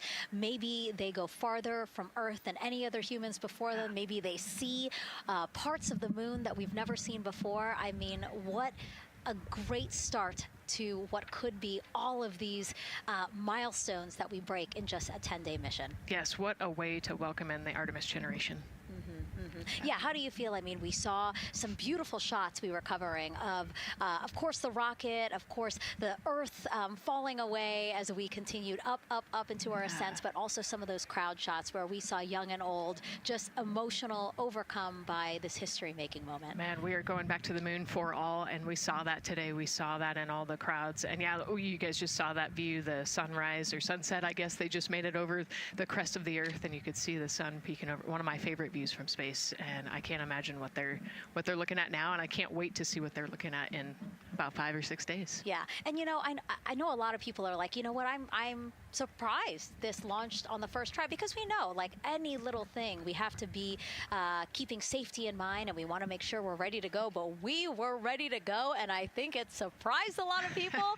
What a wonderful surprise on this Wednesday evening. It did, you know, and it kind of surprised me as well. But you know, it's just a testament to the team here that has been working so hard on Artemis. You know, Artemis 1, we learned a ton of lessons. We learned a ton from the wet dress for Artemis 2. We were able to go in, fix those things. We even had a couple mishaps today, not mishaps, but a couple, you know, anomalies today that the team creatively came up with solutions for. It's just a testament to the teamwork that gets us to the moon.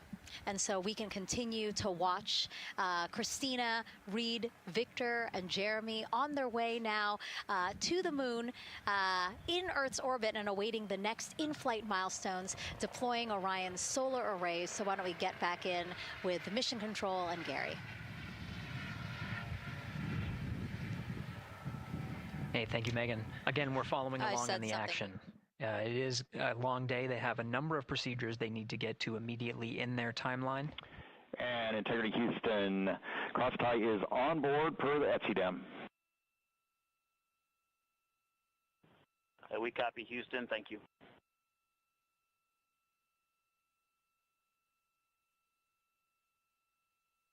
Cross-tie referring to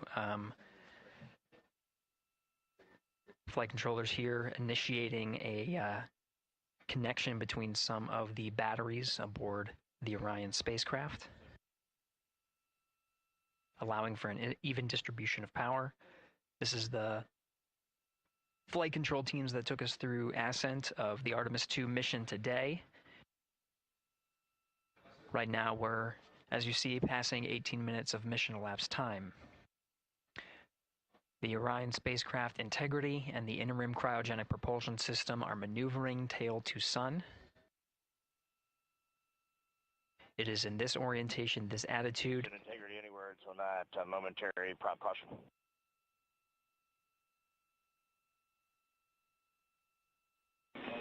And Reed, no action. We're looking at it.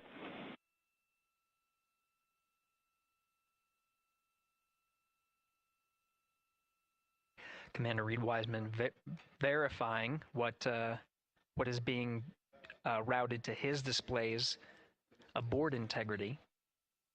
Propulsion engineer confirming that no action is needed at this time. They're pressing through with their nominal procedures to prepare for the perigee raise maneuver. And of course, the solar array wing deploy ahead of that. The solar wing deploy is a critical milestone. We'll continue to have our coverage follow the mission until that deployment.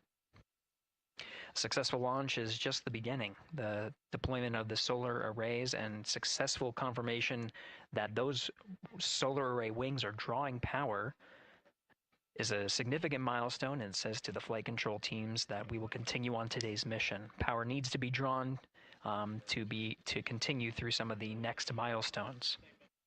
Until then, the AOA open option that was called up upon ascent, the aboard once around, is the current option, and abort to orbit option ATO will be switched to a preferred mode at the time that the solar array wings are deployed and latched. It gives the flight control teams a little bit more flexibility. Yeah, Integrity Houston, update on TDRS handover for your pad.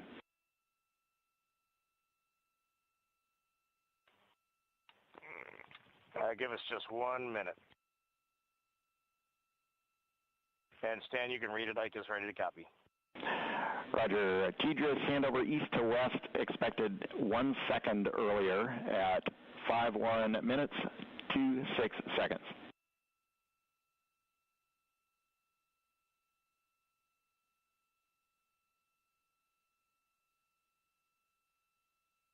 Hi, Stan. We copy 1 second earlier for 5126 TDRS east to west, and saws are starting to deploy. Thermal knives are firing. We concur. Thanks for the report.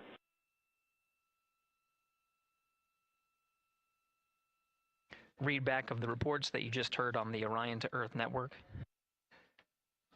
Integrity has maneuvered tail to sun. The RL-10 nozzle on the end of the ICPS is pointed towards the sun, and the solar array deployment sequence has begun.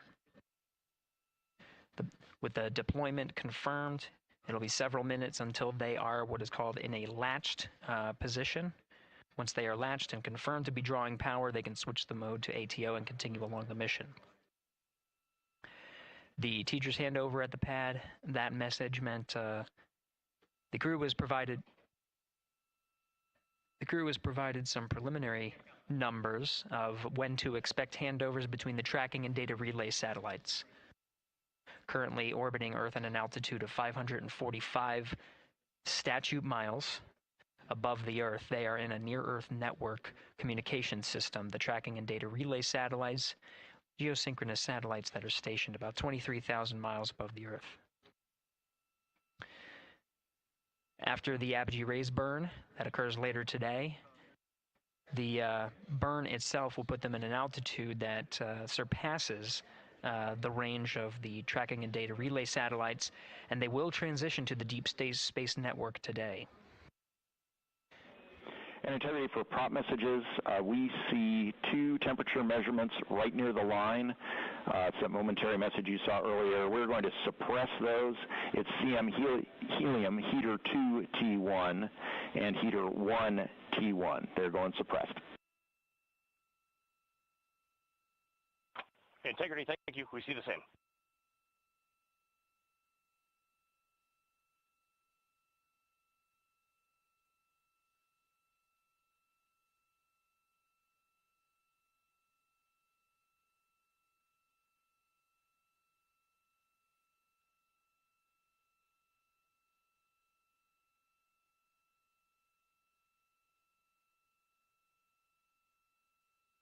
This is Mission Control Houston, passing 23 minutes of mission elapsed time into the Artemis II mission.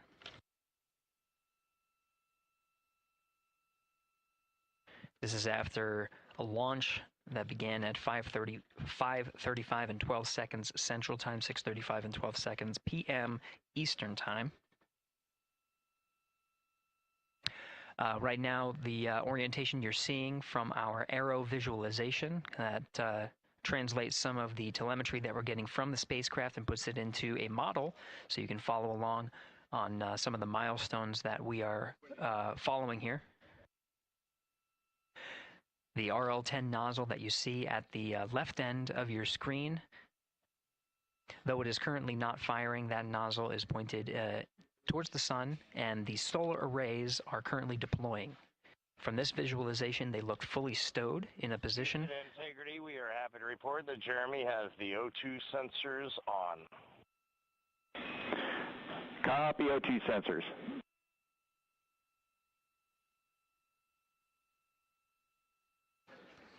Again, Commander Reed Wiseman and pilot Victor Glover overseeing the deployment of the solar arrays. And we'll follow the attitude maneuver changes ahead of the first burn of the ICPS engine, the perigee raise maneuver. Integrity Houston, we see 4 saws deployed and latched, ready for ATO preferred. Yeah, we're almost there in the procedure stand, and we see the same thing. In Integrity Houston, we are seeing a 7-second miscompare between the MET on Orion and ICPS. We'd like you to read us the MET from your center status bar and for the ICPS on StackSum.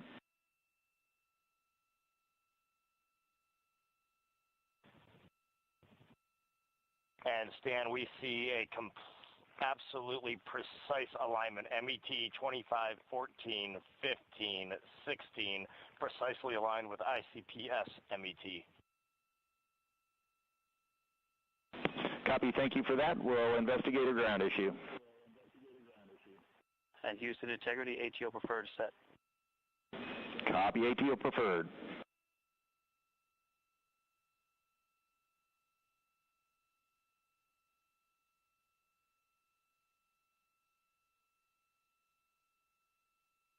This is Mission Control Houston, 25 minutes, 45 seconds into the flight of Artemis II. We have confirmation that all 4 solar array wings are deployed and latched. This is the configuration needed to switch to ATO preferred, which you did hear confirmed from pilot Victor Glover. That mode has been switched. There was also a discussion with Capcom Stan Love and Commander Reed Wiseman about the alignment of the MET clocks on the Orion spacecraft and the ICPS. Commander Reed Wiseman confirmed the clocks are in sync, no issues, they're going to investigate it on the ground. We're proceeding with today's mission. 26 minutes of mission elapsed time and counting.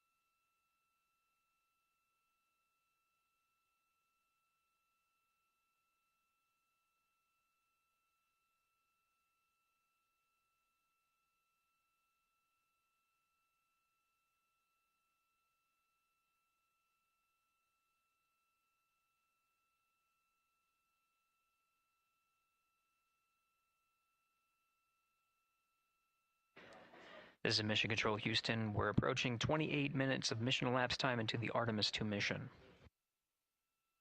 At this point, we've had a successful liftoff from the pad at 5:35 p.m. and 12 seconds p.m. Central Time, 6:35 and 12 seconds p.m. Eastern Time. We've had a good main engine cutoff, core stage separation, and a good trajectory to begin today's mission. Right now, the Spacecraft has maneuvered tail to sun.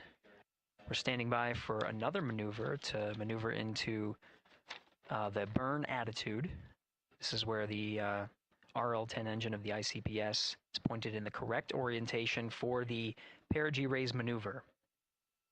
We did hear confirmation that the perigee raise maneuver time of ignition has been confirmed per the pad, which means it was the predicted time prior to liftoff. Integrity for GNC, we're taking channel 1 to unfiltered and to BFS. Okay, Stan, we're watching. Go ahead.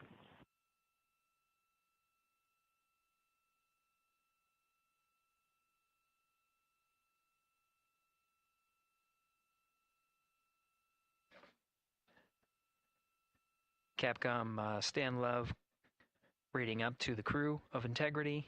They will switch the navigation source from channel 1, standing by for confirmation that that switch has occurred. Pilot Victor Glover will receive confirmation when, and is at least watching to confirm that that switch has occurred. Again, the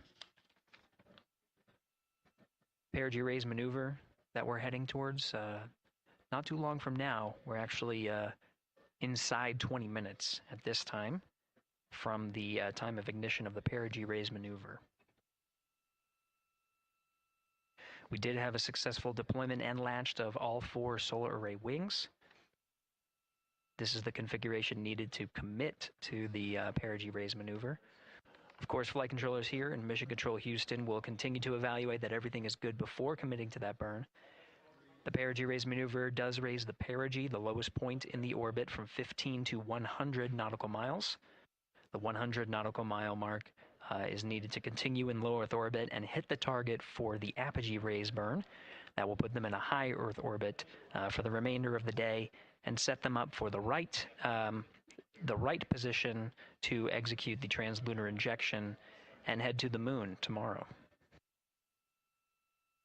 The burn duration of the perigee raise maneuver is 26 seconds.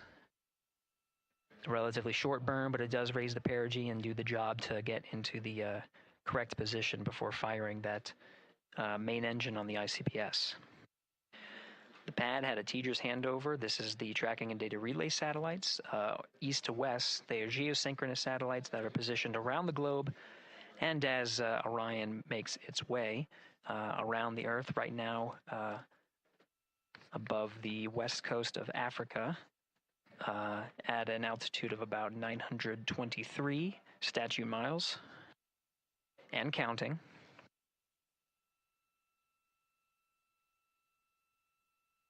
The perigee raise maneuver is not executed at the perigee. It is rather executed on the, actually closer to the apogee. But what it does is it raises the perigee on the other end of the orbit to 100 nautical miles.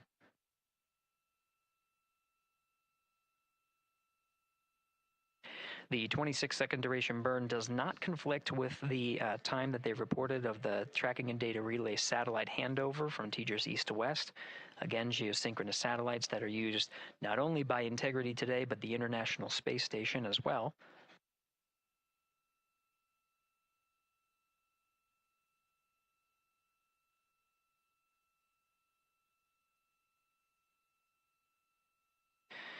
That time of handover is 51 minutes, 26 seconds. Plenty of margin before the perigee raise maneuver cutoff happens, and the trajectory is analyzed to see whether it was a good burn. A good burn means that the burn was performed as expected and sets the trajectory on course for that 100 nautical mile perigee target mark.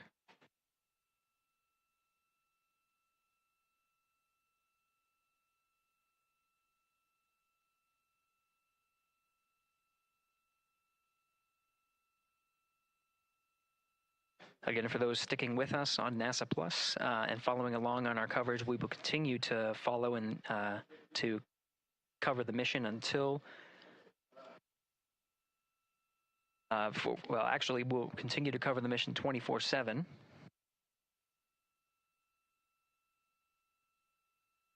But we'll wrap up our coverage here shortly. And now that solar array wing deployment has occurred on NASA Plus and Amazon Prime. Again, we will continue coverage 24/7 at the NASA YouTube channel. For those that want to see all of the upcoming milestones, there are select times where we will be coming back to NASA Plus and other streaming platforms. You can go to nasa.gov to find the latest on when to find those activities. Given that this is an operational mission, we do want to make sure that we are maintaining transparency in the mission and providing you all the information on what's happening in space as Reed Wiseman, Victor Glover, Christina Cook, and Jeremy Hansen head on their mission around the moon.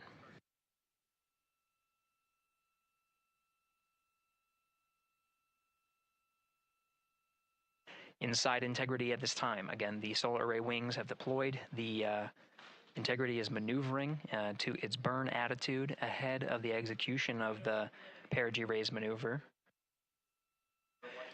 Overseeing these steps is primarily done by Commander Reed Wiseman and pilot Victor Glover. Mission specialist Christina Cook and Jeremy Hansen focusing on some of the system activation inside of Orion, namely the environmental and control and life support systems. The activation and checkout of some of these critical systems are very important to continuing on the mission, making sure that those systems are in a good condition and in a reliable condition to provide the necessary environmental and control needs of the crew, with humans on board through the duration of the mission that extends 10 flight days.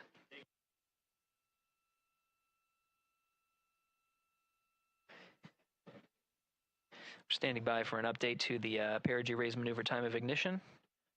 Should be right up to the crew very shortly. Integrity Houston, updated PRM numbers when you're ready to copy. All right, Houston, we are ready to copy. TIG is 2 seconds earlier at 4 minutes, 48 seconds. TIGO unchanged at 26 seconds. 49, 48, TIGO 26.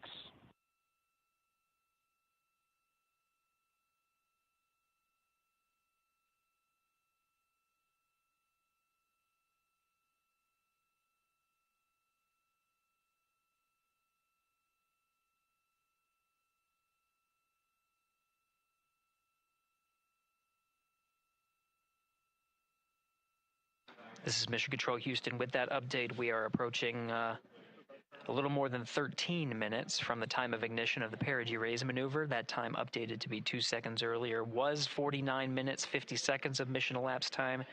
We'll now move to 49 minutes, 48 seconds. The duration of the burn, that's what was referred to as the TGO, will still remain at 26 seconds. Relatively short duration burn, again, just raises the perigee of the orbit today.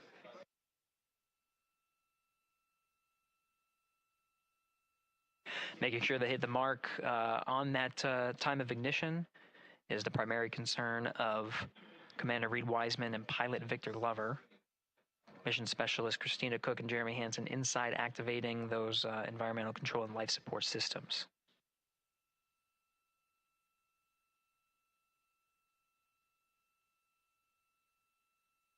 At this time, all 4 crew members are wearing the launch and entry suits. Integrity Houston, for Optimus on the PCD, we have time update instructions when you're ready.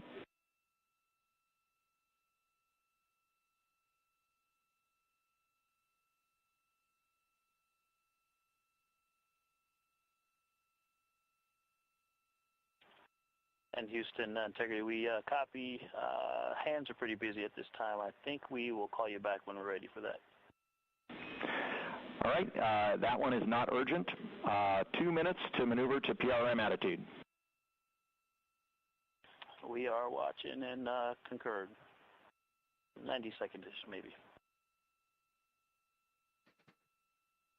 Pilot Victor Glover confirming that that maneuver less than 2 minutes. Again, that the point of that maneuver is to point the main engine of the ICPS, the RL-10 engine, in the proper orientation to execute that 26-second burn. It needs to point in the correct position to achieve the goal of raising the perigee to 100 nautical miles.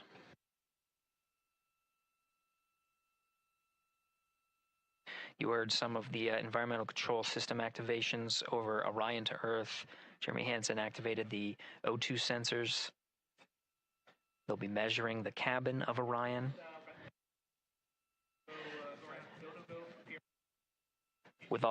During all of the activations, here on the ground in Mission Control Houston, Flight Director Judd Freeling is doing a poll with all flight controllers in the room to see if we are in a go position to go ahead and execute the perigee raise maneuver. Once concluded, Stan Love will report it back up to the crew, and we'll stand by for that.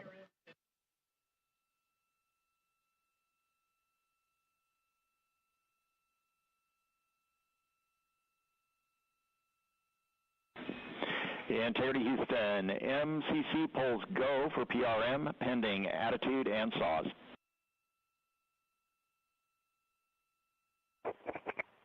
Okay, we copy. MCC is go.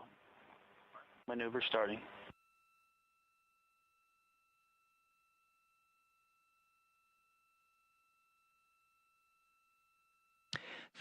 Minutes of mission elapsed time. The maneuver to the burn attitude has begun.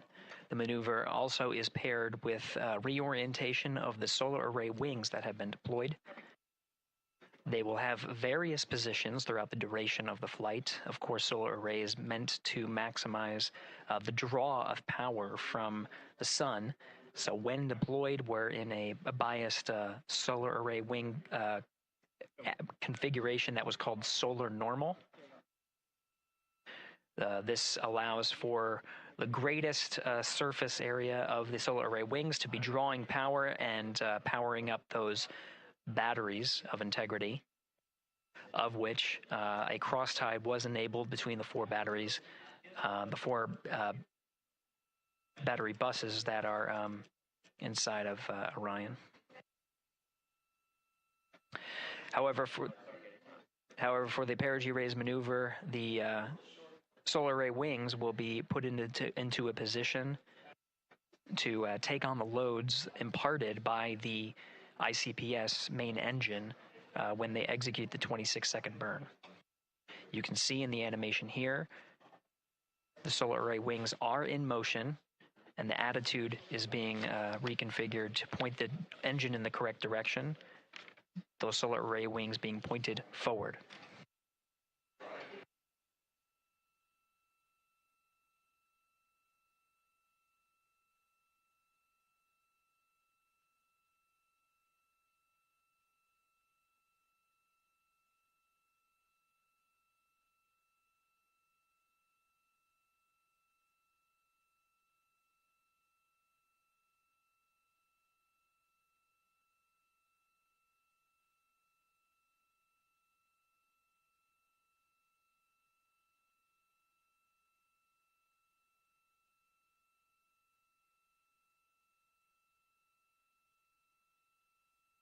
You're getting a live look inside the Artemis II mission flight control room. The team you see here oversaw the ascent of our four astronauts inside Integrity, launching at 6:35 and 12 seconds p.m. Eastern Time.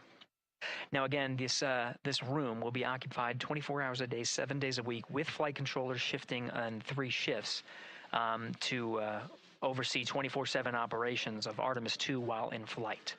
We will cover that live on the NASA YouTube channel, and we'll be covering that around the clock as we begin to wrap up our coverage here on NASA Plus. Before I do want to send it over to our colleagues at the Kennedy Space Center.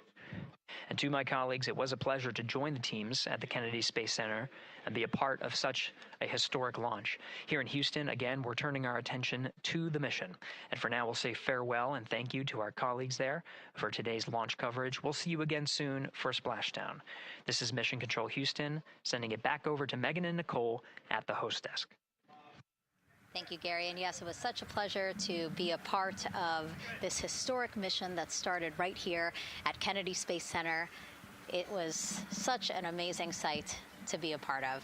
And now, as Reed Wiseman, Victor Glover, Christina Cook, and Jeremy Hansen begin their journey, we here at the Kennedy Space Center are about to wrap our broadcasts. We'll, of course, though, have 24/7 coverage with our colleagues at Johnson Space Center starting as soon as we sign off, so don't worry. You can follow along our 4 astronauts every minute of their nearly 10-day journey to the moon and back. Nicole, I'll definitely be watching it, and I'm sure you will, too. Yes, of course. You know, they just started, right? The launch was beautiful. This was a historic day. They're on their way back to the moon for the first time in over half a century, but they've got a lot of work ahead of them, and so we're excited to see what they have to do and excited to test out the Orion spacecraft. This is a test flight after all, and we're excited to see what we can learn from this mission. Very humbling, inspiring. It was really amazing to be a part of this, and I'm so glad that so many people joined along by either watching here in person or watching online. And of course, Nicole, thank you so much for sitting through this, answering questions, adding so much context and information that really brought a lot out of what we saw today. Oh man, I had a blast. You're a rock star. You're a professional. Gosh, this was great. Oh, you're great. So this was a wonderful day. Well, again, thank you so much, and thank you to you for watching at home. You know, tonight we didn't just launch a rocket, we launched the next chapter of human exploration. Our Artemis II crew now on their way back to the moon, and we're taking you with us. So thank you again for watching, and go Artemis II.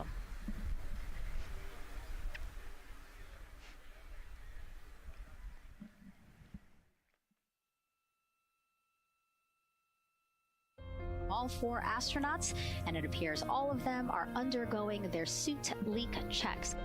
Yes, a pre-flight tradition that we have seen with our crewed flights, the card game. The astronauts who have just left crew suit up and are now walking down a hallway. And here they are, NASA's Artemis II crew, taking their first steps outside for their historic test flight. And the 4 of them step into their astrovan.